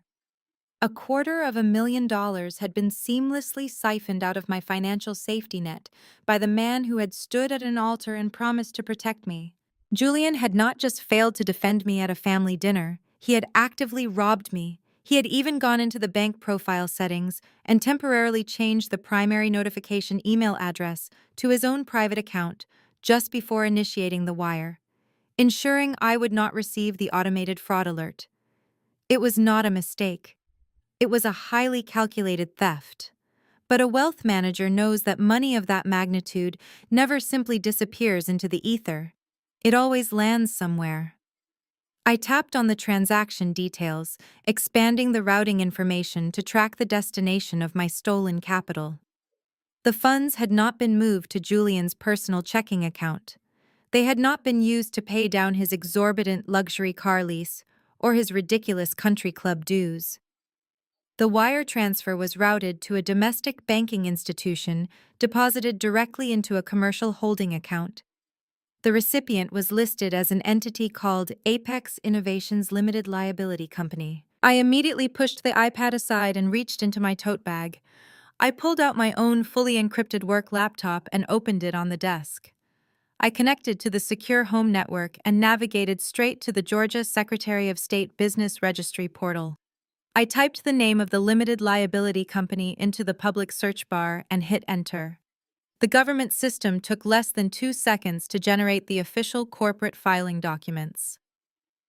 I opened the digital file containing the articles of organization. My eyes scanned past the registered address, which I immediately recognized as a cheap commercial mailbox rental located in a strip mall. I scrolled past the standard legal boilerplate, my focus landing squarely on the bottom of the second page.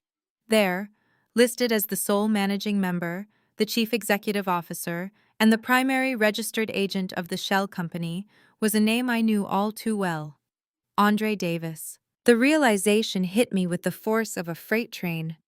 Julian had secretly raided our joint savings, stealing $250,000 of my money simply to funnel it into a fake shell account under his perpetually failing brother's name. He had robbed his own wife to fund Andre's pathetic illusion of being a successful tech entrepreneur. The pieces of the puzzle were finally snapping together, revealing a picture of financial rot and family betrayal so deep it was almost hard to comprehend. I picked the iPad back up, my hands completely steady, ready to dig even deeper into the wreckage he had left behind. I stared at the articles of organization for Apex Innovations, but the math was still gnawing at the back of my mind. I had personally deposited a significant amount of money into our joint savings, but not $250,000 in idle cash. Our joint account was a holding vehicle for liquid emergency funds, usually hovering around $50,000. Where did Julian get the initial capital to fund that massive wire transfer? I picked the iPad back up and traced the ledger backward. A week before the wire was sent to Andre, there was a massive incoming deposit. The origination code belonged to a secondary, high-interest online lending firm. I quickly typed the lender's name into my laptop and logged into the portal using Julian's saved passwords. The dashboard loaded, and my stomach plummeted into a bottomless pit. It was a home equity line of credit. A second mortgage. Julian had taken out a massive loan against the equity of our shared home. Since I was the primary earner and held impeccable credit, he had used my financial profile to secure the loan, forging my digital signature on the electronic documents through a remote notary service. He had literally leveraged the roof over my head to finance his brother's delusions of grandeur. Why? Julian was a coward, but he was normally too terrified of financial ruin to attempt something this reckless. He had to have been pushed. Reginald was the puppet master of this family. I opened the native mail application on his iPad. Julian was notoriously sloppy with his digital hygiene, but I knew Reginald was meticulous. If Reginald orchestrated this theft, there would be a paper trail. I clicked on the search bar and typed in 3 words: anniversary, Andre, and my own name, Chloe. The system churned for a second before producing a hidden, archived email thread from exactly 2 months ago. The subject line read, Mediterranean Strategy. I clicked on the first message, sent by Reginald to both of his sons. As I read the words, the true, sinister nature of their family-only vacation finally revealed itself. They were not going to Europe to celebrate a 40-year marriage. They were going to Europe to beg for their financial lives. Reginald's email detailed a highly coordinated, incredibly desperate plan. Mackenzie's billionaire father, Richard, a man who possessed the kind of old-money generational wealth Reginald desperately worshipped, was flying his private jet to Greece to meet the cruise ship at the port in Athens. The entire Mediterranean voyage was nothing more than an elaborate, high-stakes stage production. Reginald outlined the reality of their situation with chilling clinical detachment. Andre's tech company was completely bankrupt, facing multiple lawsuits from early-stage vendors. Reginald's historic Buckhead estate, the crown jewel of his pretentious identity, was weeks away from public foreclosure due to unpaid property taxes and defaulted loans.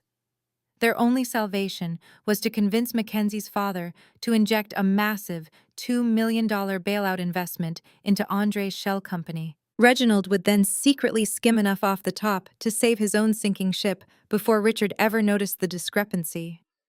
But the final paragraph of Reginald's email was the absolute dagger. It explained everything.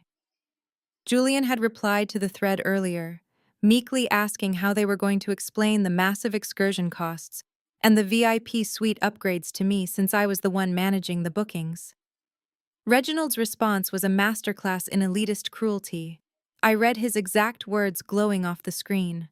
Chloe cannot be on that boat, Julian. You need to handle your wife. Richard is a man of exceptional pedigree. He responds to legacy, to polish, and to generational standing. Chloe is a smart girl, but her working-class, self-made background is entirely the wrong aesthetic for this pitch. She is too rough around the edges, too focused on the grind. She lacks the refinement required to sit at a table with old money. She will ask the wrong financial questions and ruin the illusion of our prosperity. Uninvite her. Tell her it is family only. If you need capital to cover the Italian yacht rentals to impress Richard, leverage your house. She will never notice until the ink is dry.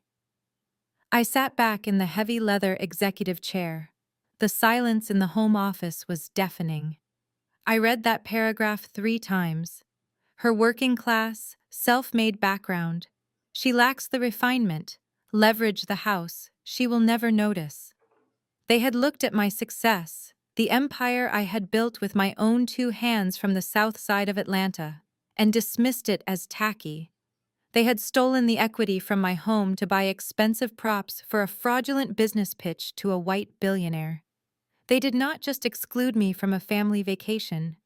They weaponized my hard work to fund their lies, and they did it while smiling in my face at Sunday dinner. The heat of betrayal instantly vanished, replaced by the freezing, absolute zero clarity of a woman who was about to orchestrate total destruction. The cold, calculating wealth manager inside me completely took over. There was no more sadness. There was no more shock. There was only the undeniable mandate for financial annihilation. I reached into my purse and pulled out my phone. I bypassed my regular contacts and scrolled down to a specific number I reserved strictly for hostile corporate takeovers and aggressive litigation. I pressed dial. The line rang twice before a sharp, authoritative voice answered. "Good afternoon, Chloe. This is Harrison." I smiled, looking at the forged mortgage documents glowing on my laptop screen. "Hello, Harrison," I said, my voice as hard and unyielding as a diamond.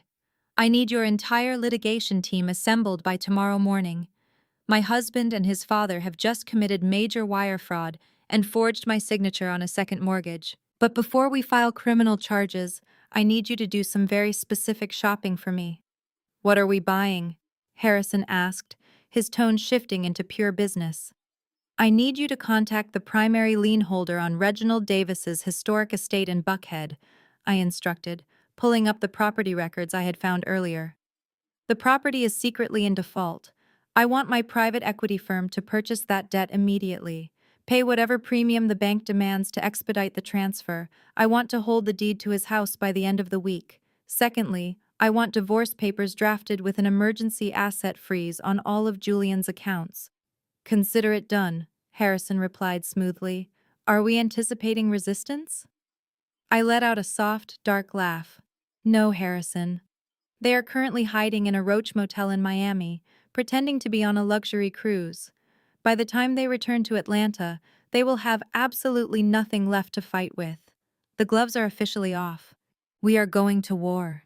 2 weeks passed in a blur of meticulously orchestrated legal maneuvers. While my legal team was quietly executing the hostile takeover of Reginald's defaulted estate and preparing my airtight divorce filings, the Davis family was enduring the final miserable days of their Miami purgatory. When they finally returned to Atlanta, they looked absolutely nothing like a family returning from a luxury European voyage. I watched Julian pull into our driveway through the security cameras on my phone. He looked completely exhausted. His skin was an angry, peeling shade of red from spending 7 days roasting on cheap plastic chairs next to a highway concrete pool. He dragged his heavy, useless designer luggage up our front steps with the defeated, slumped posture of a man who had been thoroughly broken by his own lies. But Vivian was not going to let a little thing like absolute financial ruin get in the way of her social calendar. To overcompensate for their disastrous week, and to desperately set the stage for their impending pitch to Mackenzie's billionaire father, Vivian immediately announced a lavish welcome home garden party. She sent out embossed digital invitations to every single member of the Atlanta Country Club elite, acting as if nothing was wrong. The invitation boasted about their magical time in Santorini and the Amalfi Coast, promising an evening of European elegance at the Davis Historic Estate. Richard, Mackenzie's father, had already flown into town with his wife. He was completely expecting to hear the grand pitch for Andre's new tech startup, anticipating a sophisticated business proposal from a wealthy, established family. Knowing this, Vivian was pulling out all the stops to maintain the illusion. Through my network, I heard she hired expensive caterers, a live string quartet, and imported floral arrangements. She was undoubtedly funding this extravagant party with whatever predatory microloans Reginald could still manage to secure. They were building a magnificent house of cards on a foundation of absolute ash, entirely oblivious to the fact that I was holding the match. Julian walked into our kitchen later that afternoon, attempting to project the breezy confidence of a loving, attentive husband. He had spent the last 2 weeks furiously texting me from his roach motel, blaming me for his humiliation and begging for cash. But now that he was back in Atlanta and needed me to play a role, he seamlessly shifted back into his manipulative charm. "How was Sedona?" he asked, leaning casually against the marble island, trying to look relaxed despite the visible tension in his jaw. "It was incredibly clarifying," I replied smoothly, not looking up from my iPad. "And Greece? How were the yacht transfers?" Julian did not even flinch. He swallowed the lie whole, his ego protecting him from any sense of shame. "Breathtaking," he said, forcing a bright smile. "But honestly, I missed you. The family dynamics were a bit tense without you there to balance things out." I almost laughed right in his face. He was standing in my kitchen, wearing clothes he bought with credit cards he could not pay off, actively lying to the woman whose savings account he had just raided for $250,000. He truly believed his financial secrets were completely safe. He thought I was just the slightly annoyed wife who had taken a spa trip, completely unaware of the massive second mortgage forged in my name. "My mother is hosting a little welcome home gathering at the estate tonight," Julian continued, shifting his weight nervously from one foot to the other. "Richard and his wife are in town. It is going to be a very important evening for Andre and the future of his company." I know things were strained before we left, but it would mean a lot to me if you came. Just put on a nice dress, mingle, and support the family. We need to present a united front.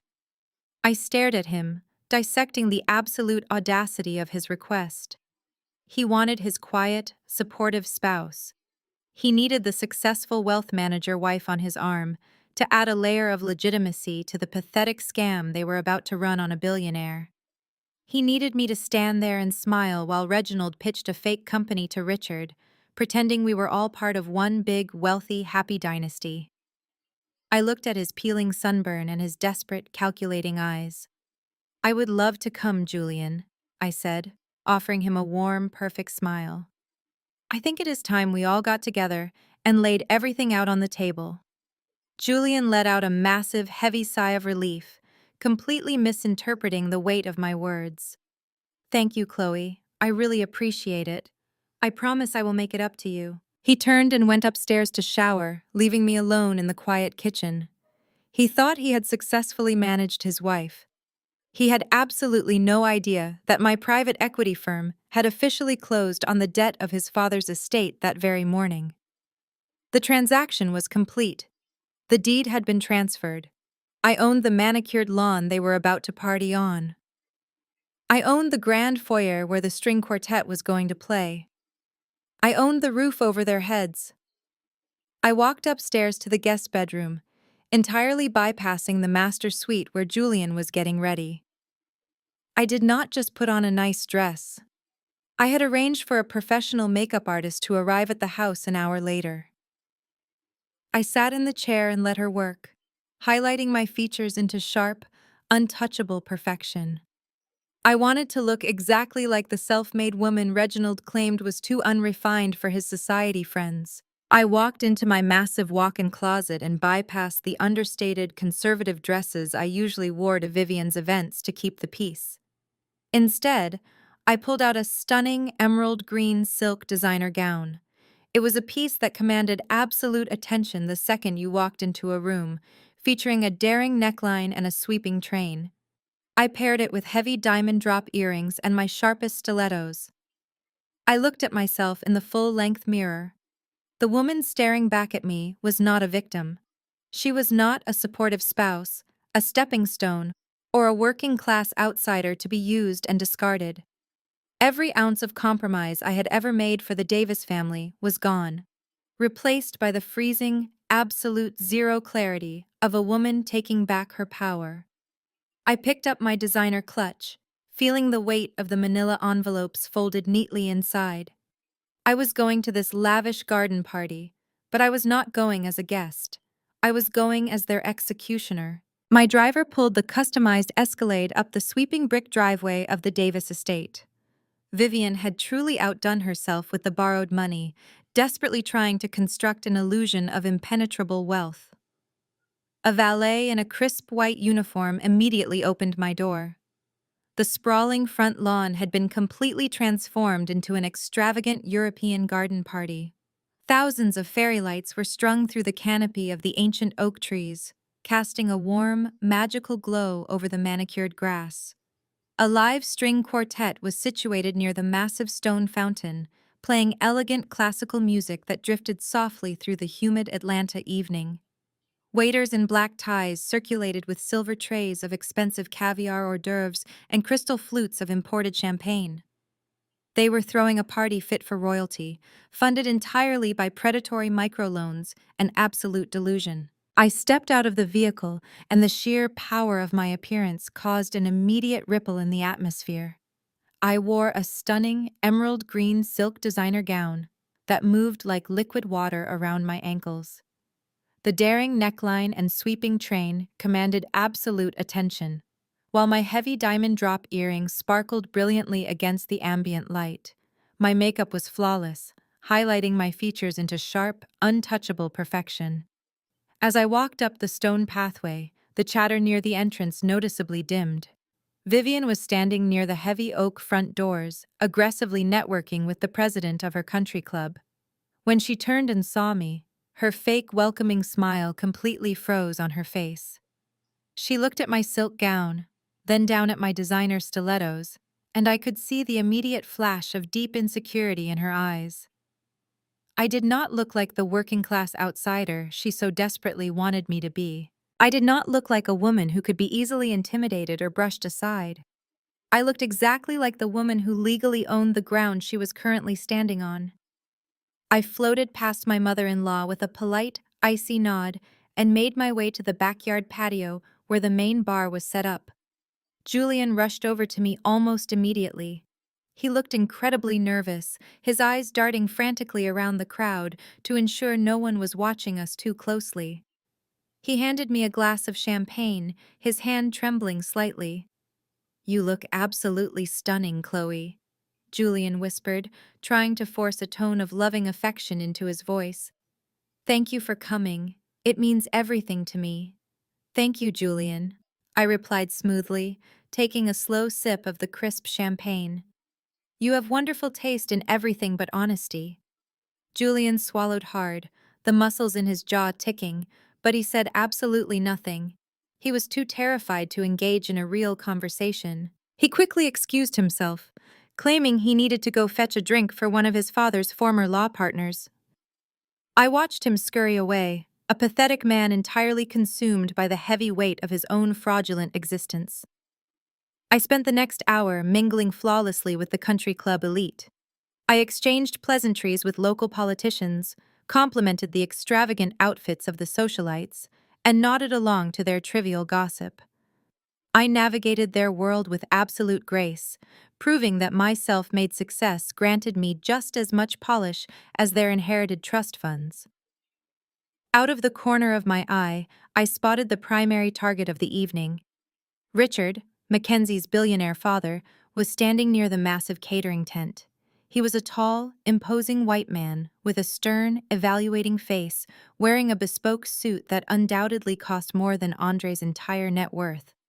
Reginald and Andre were hovering around him like desperate moths drawn to a massive flame. They were aggressively laughing at a joke Richard had just made, their body language practically screaming with subservience.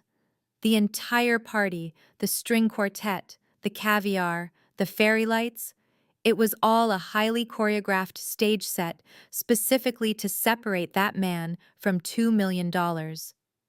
I decided it was the perfect time to introduce myself. I slowly made my way toward the catering tent, navigating through the dense crowd. Mackenzie was standing right next to her mother, holding a small plate of appetizers and looking incredibly smug. When she saw me approaching her parents, pure panic flashed across her face.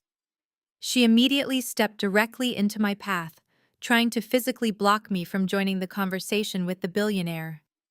"Chloe," Mackenzie said loudly, projecting her voice to ensure her parents and several nearby wealthy guests could hear her. "I am so glad you could make it out of your little office to join us tonight. We were just talking about the breathtaking views of Santorini. It is such a horrible shame you missed it. The Mediterranean air is just so rejuvenating." I smiled, stepping smoothly around her clumsy blocking maneuver, so I was standing directly in front of Richard and his wife. "Good evening," I said warmly, extending my hand to the billionaire. "I am Chloe, Julian's wife. I have heard so many wonderful things about you." Richard shook my hand, offering a polite but highly evaluating nod.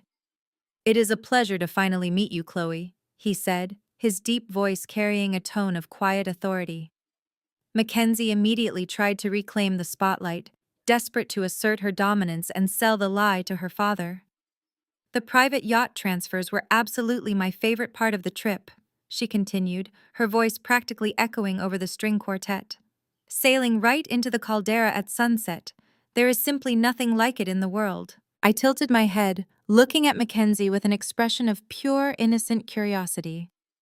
"That sounds absolutely magical, Mackenzie," I said softly, keeping my tone light and conversational. "I have always wanted to study the architecture there. Did you guys spend more time in Fira or Oya? Because I know the logistical layout of those specific ports can be quite tricky for those massive luxury yachts." Mackenzie blinked rapidly, her confident, arrogant smile faltering for a fraction of a second. "Oh, we went all over," she stammered, waving her hand vaguely in the air. Both. We saw both of them. It was all so beautiful. I took a slow sip of my champagne, leaning in slightly. How wonderful, I replied. And how did you find navigating those famous steep cobblestone steps up to the blue domes? I heard they are completely exhausting in the afternoon heat, especially since they do not allow any vehicles in the main pedestrian zones. Did you take the famous cable car down to the water, or did you just walk the entire way? Mackenzie's face started to turn the exact same shade of peeling red as Julian's sunburn. She had absolutely no idea what I was talking about. She had spent the last week staring at a peeling pink motel wall next to a Florida interstate, not walking the historic streets of a Greek island. She looked frantically toward Andre for help, but he was deep in conversation with her father, completely oblivious to her drowning. The steps were fine, Mackenzie mumbled, her voice losing all of its previous booming volume. We actually mostly stayed on the boat. We had such a great view from the top deck. We did not really need to go inland much. You stayed on the boat? I asked, raising my eyebrows in perfectly feigned surprise. But Mackenzie, you just posted a lovely photo this morning of yourself standing right against the white railings of the island, with the sea directly behind you. You must have walked all the way up to the highest point of the cliff to get that specific angle. It is famous for the volcanic stone walls. Did you notice the distinct texture of the pumice rock up there? Richard turned to look at his daughter, his thick eyebrows knitting together in slight confusion. You did mention you hiked to the top of the village, Mackenzie, Richard said, his tone shifting from polite to slightly interrogative. Mackenzie was actively sweating now. Her eyes darted wildly from her father to me, completely trapped in the suffocating web of her own fabricated social media posts. The confident, arrogant trust fund princess was entirely gone, replaced by a stuttering, cornered fraud who could not even keep her own lies straight. Well, yes, we hiked a little bit, she stuttered, gripping her crystal champagne flute so tightly her knuckles turned completely white. I mean, it is all a bit of a blur. We drank a lot of wine. I offered her a sympathetic, highly condescending smile, the exact kind she loved to use on me at every family gathering. Of course, I said smoothly. I am sure it was a trip you will never, ever forget. I turned back to Richard to change the subject and let Mackenzie sweat in her own humiliation. But before I could speak another word, a sharp, repetitive clinking sound rang out across the manicured lawn. I turned my head toward the grand stone staircase leading up to the main terrace of the house. Reginald was standing proudly on the highest step, holding a silver spoon against his crystal champagne flute. The live string quartet immediately stopped playing. The loud chatter of the country club elite quickly faded into a hushed, expectant silence. Reginald adjusted his crisp linen suit jacket, looking out over the massive crowd with the absolute arrogant authority of a man who truly believed he owned the world. He was preparing to give his grand speech, to formally announce his fraudulent legacy, and to begin the desperate pitch that would supposedly save his bankrupt family from total ruin. I tightened my grip on my designer clutch, feeling the sharp, heavy edges of the manila envelopes pressing securely against my palm. The trap had been perfectly laid. The audience was completely captive. It was time. The sharp, repetitive clinking of silver against crystal cut through the warm evening air, instantly silencing the lively chatter of the country club elite. I turned my attention toward the grand stone staircase leading up to the main terrace of the house. Reginald stood on the highest step, perfectly illuminated by the canopy of fairy lights, holding his champagne flute aloft. He looked down at the massive crowd with the absolute, arrogant authority of a man who truly believed he was the undisputed king of his domain. He adjusted his crisp linen suit jacket, his chest puffed out, preparing to deliver the performance of his life. Thank you all for joining us tonight, Reginald began, his deep, booming voice carrying effortlessly across the manicured lawn. We gather here this evening not just to celebrate 40 years of my marriage to my beautiful wife, Vivian, but to celebrate the enduring strength of family. A polite murmur of agreement rippled through the audience. Vivian stood near the bottom of the stairs, pressing her hands to her heart and offering a perfectly practiced smile of humble devotion. As many of you know, Reginald continued, gesturing broadly with his free hand, my family and I recently returned from a magnificent voyage across the Mediterranean. We sailed the azure waters of the Amalfi Coast. We walked the historic, sun-drenched streets of Santorini. It was an experience of unparalleled luxury. But as I stood on the deck of our private yacht, looking out at the ancient world, I was struck by a profound realization. True wealth is not measured by the stamps in our passports or the tailored suits we wear. True wealth is measured by legacy. It is measured by the unbreakable bond of our bloodline and the generational foundation we leave behind for our children. I watched Reginald seamlessly pivot his gaze directly toward Richard, Mackenzie's billionaire father, who was standing near the front of the crowd. Reginald was casting his line, baiting the hook with the exact buzzwords a man of old money wanted to hear. Legacy, generational foundation, bloodline. For decades, this historic estate has been the crown jewel of the Davis family, Reginald proclaimed, his voice swelling with theatrical emotion. It has been a fortress of our values, a symbol of our standing in this wonderful community. But a true patriarch knows when it is time to pass the torch. He knows when it is time to elevate the next generation so they can continue the aristocratic lineage. Reginald paused for dramatic effect, extending his arm toward his younger son. Andre, Mackenzie, please come up here and join me. Andre puffed out his chest, grabbing Mackenzie by the hand. They practically sprinted up the stone steps, beaming with greedy anticipation. Mackenzie looked down at her parents in the crowd, making sure they were watching her triumphant moment. Tonight, in front of our most esteemed friends and family, Reginald announced, his voice echoing over the silent lawn, I am officially passing the torch. I am transferring the deed of this magnificent historic estate to Andre and Mackenzie. This house is now yours. May you fill it with children. May you grow your new technology enterprise within its walls, and may you continue to uphold the prestigious standard of the Davis family name. The crowd erupted into enthusiastic applause. The country club socialites clapped politely, whispering to each other about Reginald's incredible generosity. Richard nodded approvingly, clearly impressed by the grand gesture of transferring such a massive, valuable asset to the young couple. It was the ultimate display of financial stability. I shifted my gaze to Julian. He was standing near the edge of the patio, completely isolated. He looked physically ill.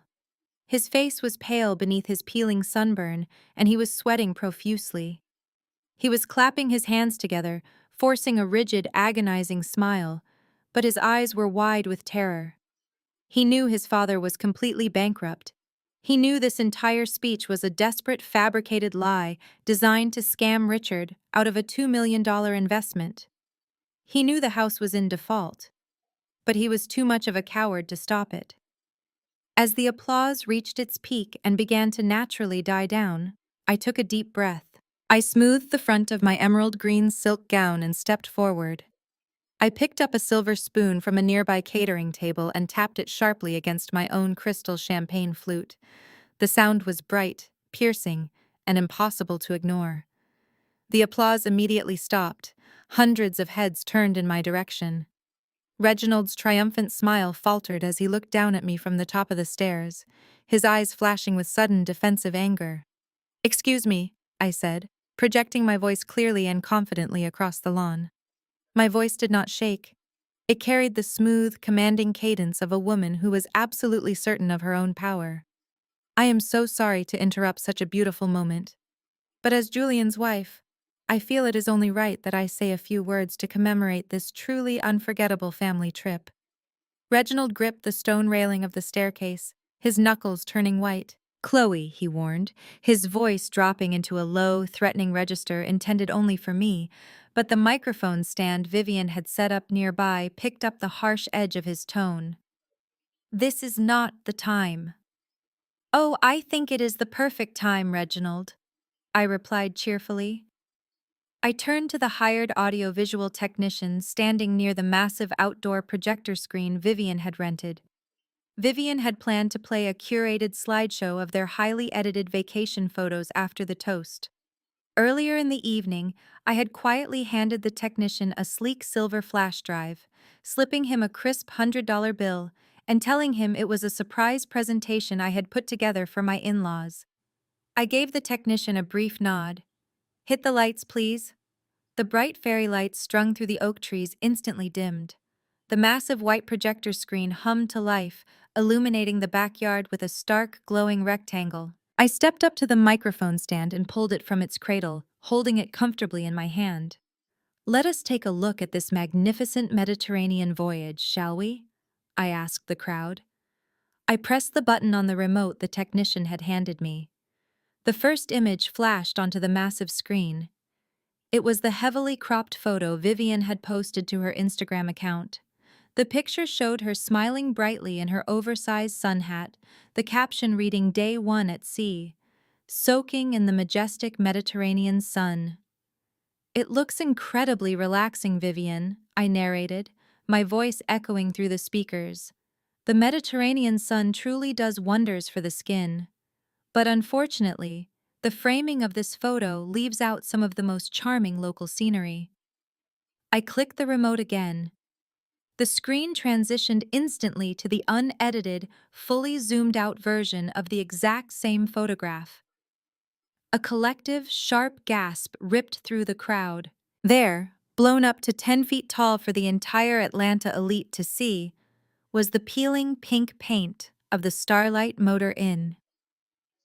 The murky, kidney-shaped highway pool was prominently displayed in the background. And reflected perfectly in the dark lenses of Vivian's oversized sunglasses was the glowing, burnt-out neon sign of the 24-hour discount gas station. Vivian let out a strangled shriek, dropping her crystal champagne flute onto the stone patio. It shattered into a dozen pieces, the sound ringing out like a gunshot in the dead silence of the garden. "And here we have Mackenzie," I continued smoothly, clicking the remote to bring up the next slide. Mackenzie's face went completely white as her beautiful, supposedly Greek island photo appeared on the screen. She wrote that she was Santorini bound. It is a stunning picture, truly. But as a wealth manager, I always tell my clients that the devil is in the details, or in this case, the metadata. I clicked the remote and the screen split in half. On the left side was Mackenzie's photo. On the right side, a high-definition digital map appeared, displaying the extracted EXIF data, the exact GPS coordinates, and a massive red pin dropped directly onto Interstate 95 in Miami, Florida. The text on the screen clearly read, "Image captured at Starlight Motor Inn, room 112. The silence on the lawn was no longer just shocked. It was electric. The country club socialites began whispering frantically to one another, pointing at the screen. Richard took a step away from Andre, his expression hardening into a mask of absolute terrifying fury. He was a billionaire who had just realized he was standing in the middle of a pathetic, elaborate scam. "They did not go to Greece," I announced, my voice cutting through the rising murmurs with surgical precision. "They did not rent private yachts in the Amalfi Coast. They were banned from the cruise ship because they could not afford it. They spent the last 7 days hiding in a roach-infested, 2-star highway motel in Miami, desperately editing old photos to trick all of you into believing they were still relevant." I clicked the remote again. The screen flashed to the photo of Julian's steak dinner, perfectly paired with the Google Street View of the cheap chain restaurant located just across the highway from their motel. Even the captain's table was nothing more than a $20 ribeye at a roadside diner, I noted dryly. "Turn it off!" Reginald roared. He was completely unhinged now, his face turning a vibrant, dangerous shade of purple. He charged down the stone staircase, pointing a trembling finger at the audiovisual technician. "Turn that machine off right now. She is lying. She fabricated all of this because she is a jealous, spiteful outsider." I did not flinch. I stood my ground, looking directly into Reginald's panicked, furious eyes. "I am not lying, Reginald," I said calmly into the microphone. "And I am not finished." You just stood up here and promised to transfer the deed of this magnificent historic estate to your son. You told this crowd you were passing down your generational wealth. Let us take a look at that wealth, shall we? I pressed the button on the remote one final time. The fake vacation photos vanished from the massive projector screen. In their place, a stark, black and white legal document appeared. The font was large, crisp, and impossible to misinterpret. The bold heading at the top of the page read, "Notice of Default and Foreclosure Sale." The garden party completely erupted. The collective gasp from the country club elite turned into a frantic, buzzing frenzy of panicked whispers. Vivian clutched her chest as if she had just been physically struck, her knees buckling slightly. She leaned heavily against a catering table covered in expensive caviar, her sheer resort gown tangling around her legs, her perfectly curated world crumbling into dust. Reginald was frozen on the highest stone step, his mouth opening and closing silently. He had absolutely no counterattack. The massive black and white document glaring from the projector screen was completely undeniable. The official seal of the bank and the bold, dark stamp of the foreclosure court were visible for every single one of his prestigious friends to read. I did not look at Vivian. I did not look at Reginald. I turned my attention entirely to the man this entire elaborate, desperate scam had been built for. I locked eyes with Richard. He was no longer smiling. His stern, evaluating face had turned to absolute stone. I know you flew all the way to Atlanta, expecting to hear a groundbreaking pitch for a new technology platform, I said, my voice echoing clearly over the microphone. My tone was purely professional, the exact cadence I used when delivering a severe risk assessment to my top-tier clients. But I believe a wise investor should always have full transparency regarding the people he is doing business with. The company Andre is running, Apex Innovations, is nothing more than a hollow shell. It has no proprietary technology, no active clients, and hundreds of thousands of dollars in vendor debt. Andre is completely bankrupt. And the so-called aristocratic lineage Reginald was just bragging about? It does not exist. I gestured gracefully up toward the massive stone facade of the house. Reginald Davis has spent the last decade secretly draining his pension and maxing out his credit to maintain the illusion of generational wealth, I continued, ensuring every word rang out perfectly across the silent lawn. This historic estate has been in active default for over 6 months. He is flat broke. He threw this extravagant party with predatory microloans specifically to lure you into a false sense of security, Richard. The plan was to beg you for a $2 million bailout to save Andre's fake company, and then Reginald was going to quietly skim from that investment to save his own sinking ship. A murmur of sheer horror swept through the crowd. The Atlanta elite, people who had spent decades kissing Vivian's cheek and seeking Reginald's favor, began physically backing away from the patio. In their exclusive world, being cruel was often overlooked, but being broke and exposed as a fraud was an unforgivable sin. It was as if poverty were a contagious disease they were terrified of catching. And to fund the staging of this pathetic play, I said, finally allowing my cold gaze to drift over to my cowardly husband, Julian secretly forged my signature on a second mortgage. He leveraged our shared home to pull $250,000 in cash. He did it to rent Italian yachts he never even boarded, all to convince you that his brother was a success. Julian let out a pathetic whimpering sound, shrinking back into the shadows near the bar. Several high-ranking members of his hospital board were in the crowd tonight, and he knew his reputation as a respectable, trustworthy surgeon was completely incinerated. Reginald finally found his voice. "Liar!" he screamed, his vocal cords cracking with sheer, unadulterated desperation. He stumbled down the remaining stone steps, waving his arms wildly at the projector screen. "Do not listen to her, Richard. It is a temporary liquidity issue. I am restructuring my assets. I still own this house. I am the patriarch of this family." I smiled. It was a cold, absolute smile. I reached into my emerald silk clutch and pulled out the thick manila envelope I had brought with me. I unclasped the metal tab and slid out a heavy, notarized stack of legal documents. Actually, Reginald, you do not, I said smoothly. I held the physical documents up high for the crowd to see. As of 9 o'clock this morning, my private equity firm officially finalized the purchase of your defaulted debt from your primary lender. We paid a substantial premium to expedite the transfer. I hold the sole deed to this property. You did not just promise to give Andre a house you do not own. You promised to give him my house. The silence that followed was absolute and terrifying. The string quartet had completely packed up their instruments. The waiters had stopped pouring champagne, standing frozen with their silver trays. Richard stepped forward. He did not yell. A man with true billions of dollars of generational wealth never needs to raise his voice to command a room. He looked at Reginald, then at Andre, his eyes filled with pure, unadulterated contempt. The difference between real power and fabricated arrogance was suddenly glaringly obvious. You invited me into your home and tried to treat me like a fool, Richard said, his deep voice carrying a terrifying, icy calm. You tried to use my daughter as a Trojan horse to steal my money. Andre held up his hands, his face slick with terrified sweat. Richard, please, it is not what it looks like, Andre pleaded, his voice shaking. I love Mackenzie. The business just needs a little bridge capital to scale up. We are family. Richard let out a short, humorless laugh that cut through the humid air like a knife. We are absolutely nothing. He turned his icy glare toward his daughter.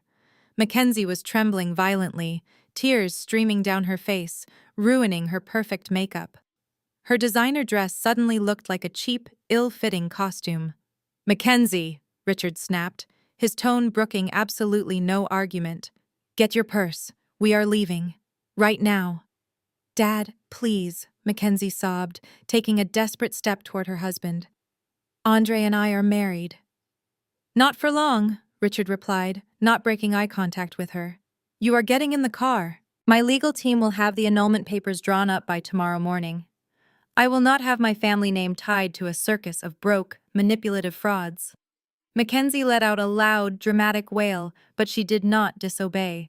She turned her back on Andre, practically running across the lawn to follow her wealthy mother toward the front gates. Richard turned back to Andre one last time. And as for you, he said quietly, but with lethal intent. If you ever attempt to contact my daughter or my family's trust ever again, I will personally ensure that your fake company is investigated by the Federal Trade Commission for wire fraud. You will never see a single dime of my money. Enjoy your Roach Motel.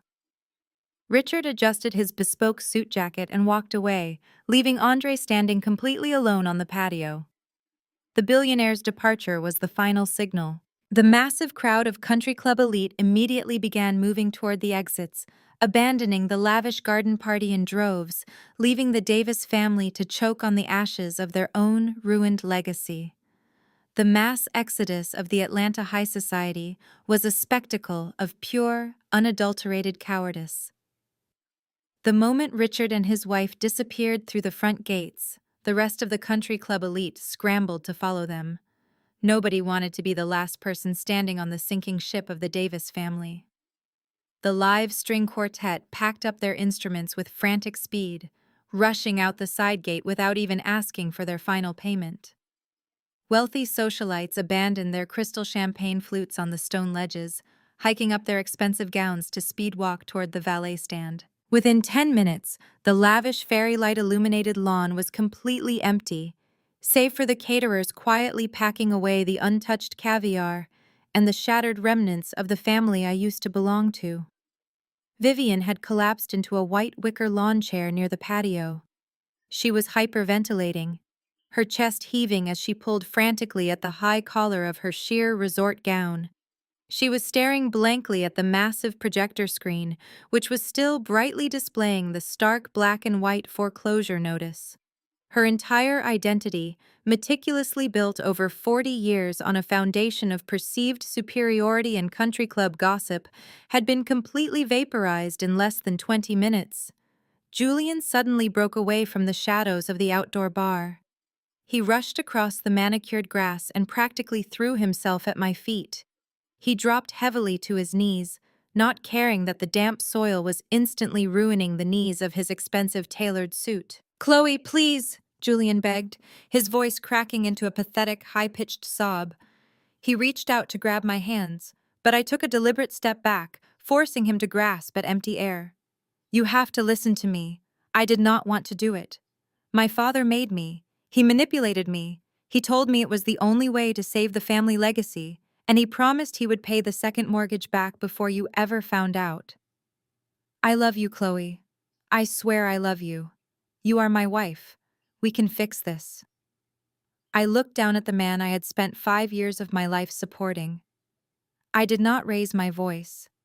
I did not feel an ounce of pity or sorrow. I felt nothing but the clean, absolute precision of a surgeon removing a malignant tumor. "You do not love me, Julian," I said softly, my voice perfectly steady. "You loved the financial security I provided. You loved having a successful woman on your arm to make you look like a modern, supportive husband.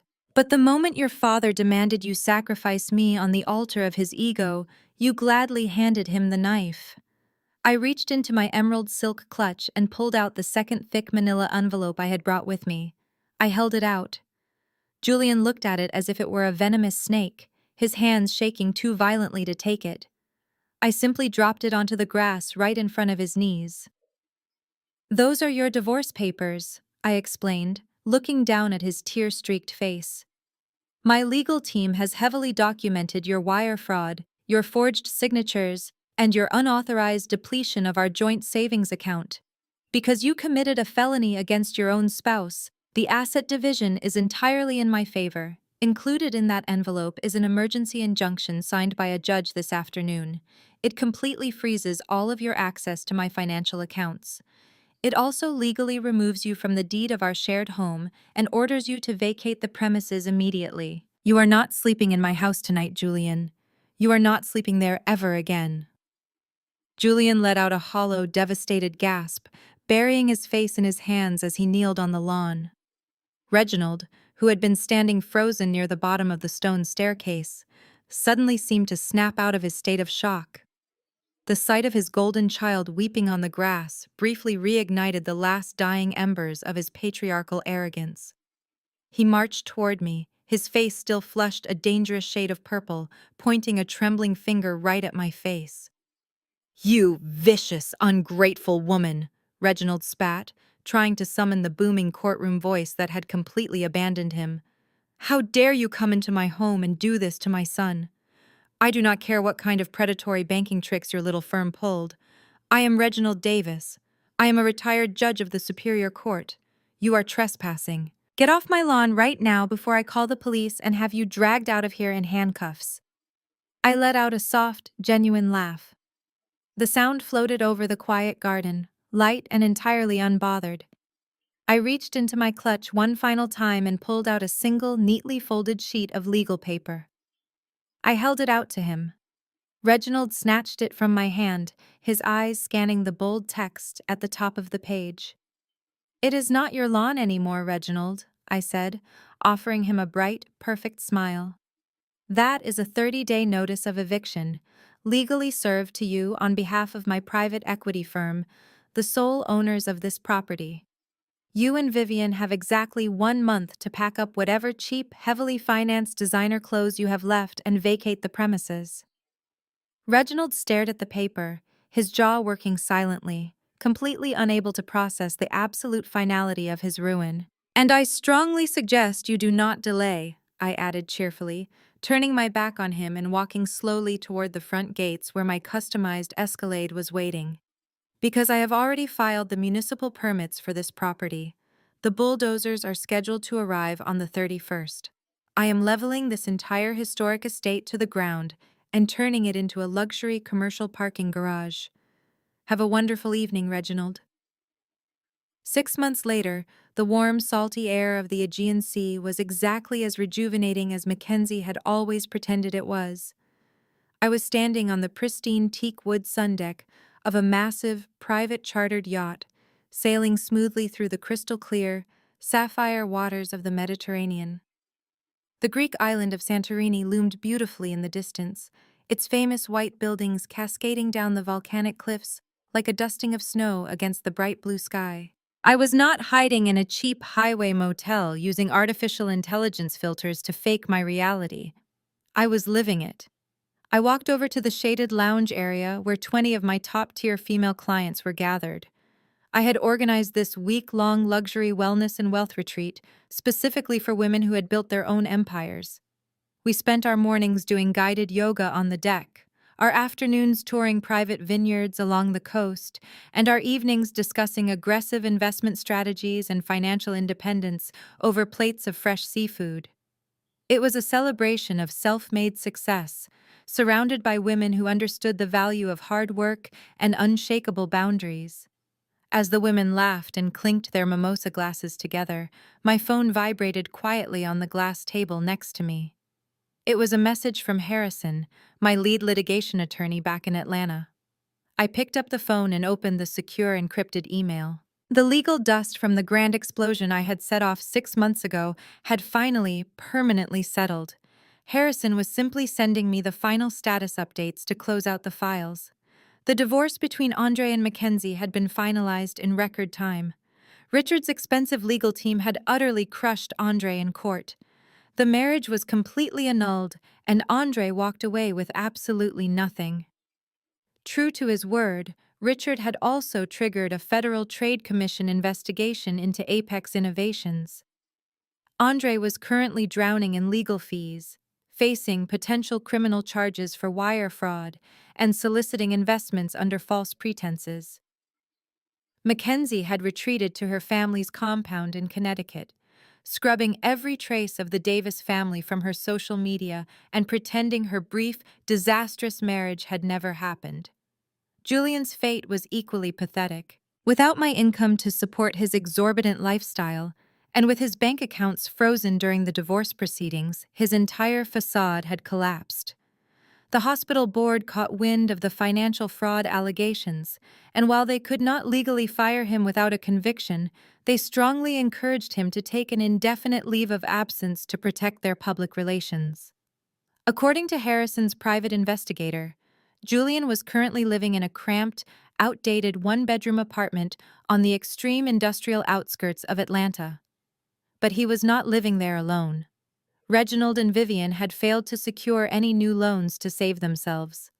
When the 30-day eviction period expired, they were forced to pack their remaining belongings into garbage bags and move into Julian's tiny apartment. The great patriarch of the Davis family was now sleeping on a cheap futon in his son's living room. Their reputation in the Atlanta social scene was completely incinerated. Vivian's country club membership was formally revoked for non-payment, and her former high society friends treated her like an absolute pariah. Whenever Reginald or Vivian tried to call their old acquaintances to ask for favors, their numbers were instantly sent to voicemail. And true to my word, on the 31st of the month, the bulldozers had rolled up the sweeping brick driveway of the Buckhead estate. The manicured lawns, the stone patio where Vivian hosted her fake welcome home party, and the grand mahogany dining room where Reginald had violently crossed my name off the cruise itinerary were all completely demolished. The legacy he prized above all else was reduced to a pile of rubble and dust, swept away to make room for concrete. I locked my phone and slipped it into the pocket of my white linen resort trousers.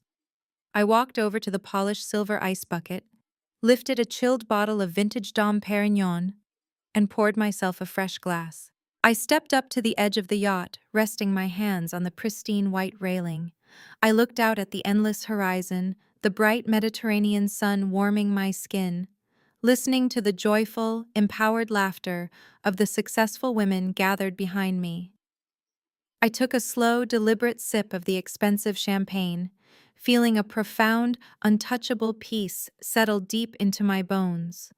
They told me they only wanted family. I completely agreed. I just finally realized I was never part of theirs, and they were never worthy of mine. The greatest lesson from this story is that your worth is never defined by people who are committed to misunderstanding you. Chloe's journey proves that setting boundaries is not an act of cruelty, but an act of necessary self-preservation. When toxic family members demand unconditional loyalty while offering only conditional disrespect, you must protect your peace and your assets. Financial independence is the absolute ultimate shield against manipulation. Never allow anyone to diminish your hard-earned success to inflate their fragile ego. True family is built on mutual respect and honesty, not bloodlines, forced proximity, or the illusion of generational wealth. If you have ever had to walk away from toxic relatives to protect your own peace, let me know your story in the comments below, and do not forget to like and subscribe.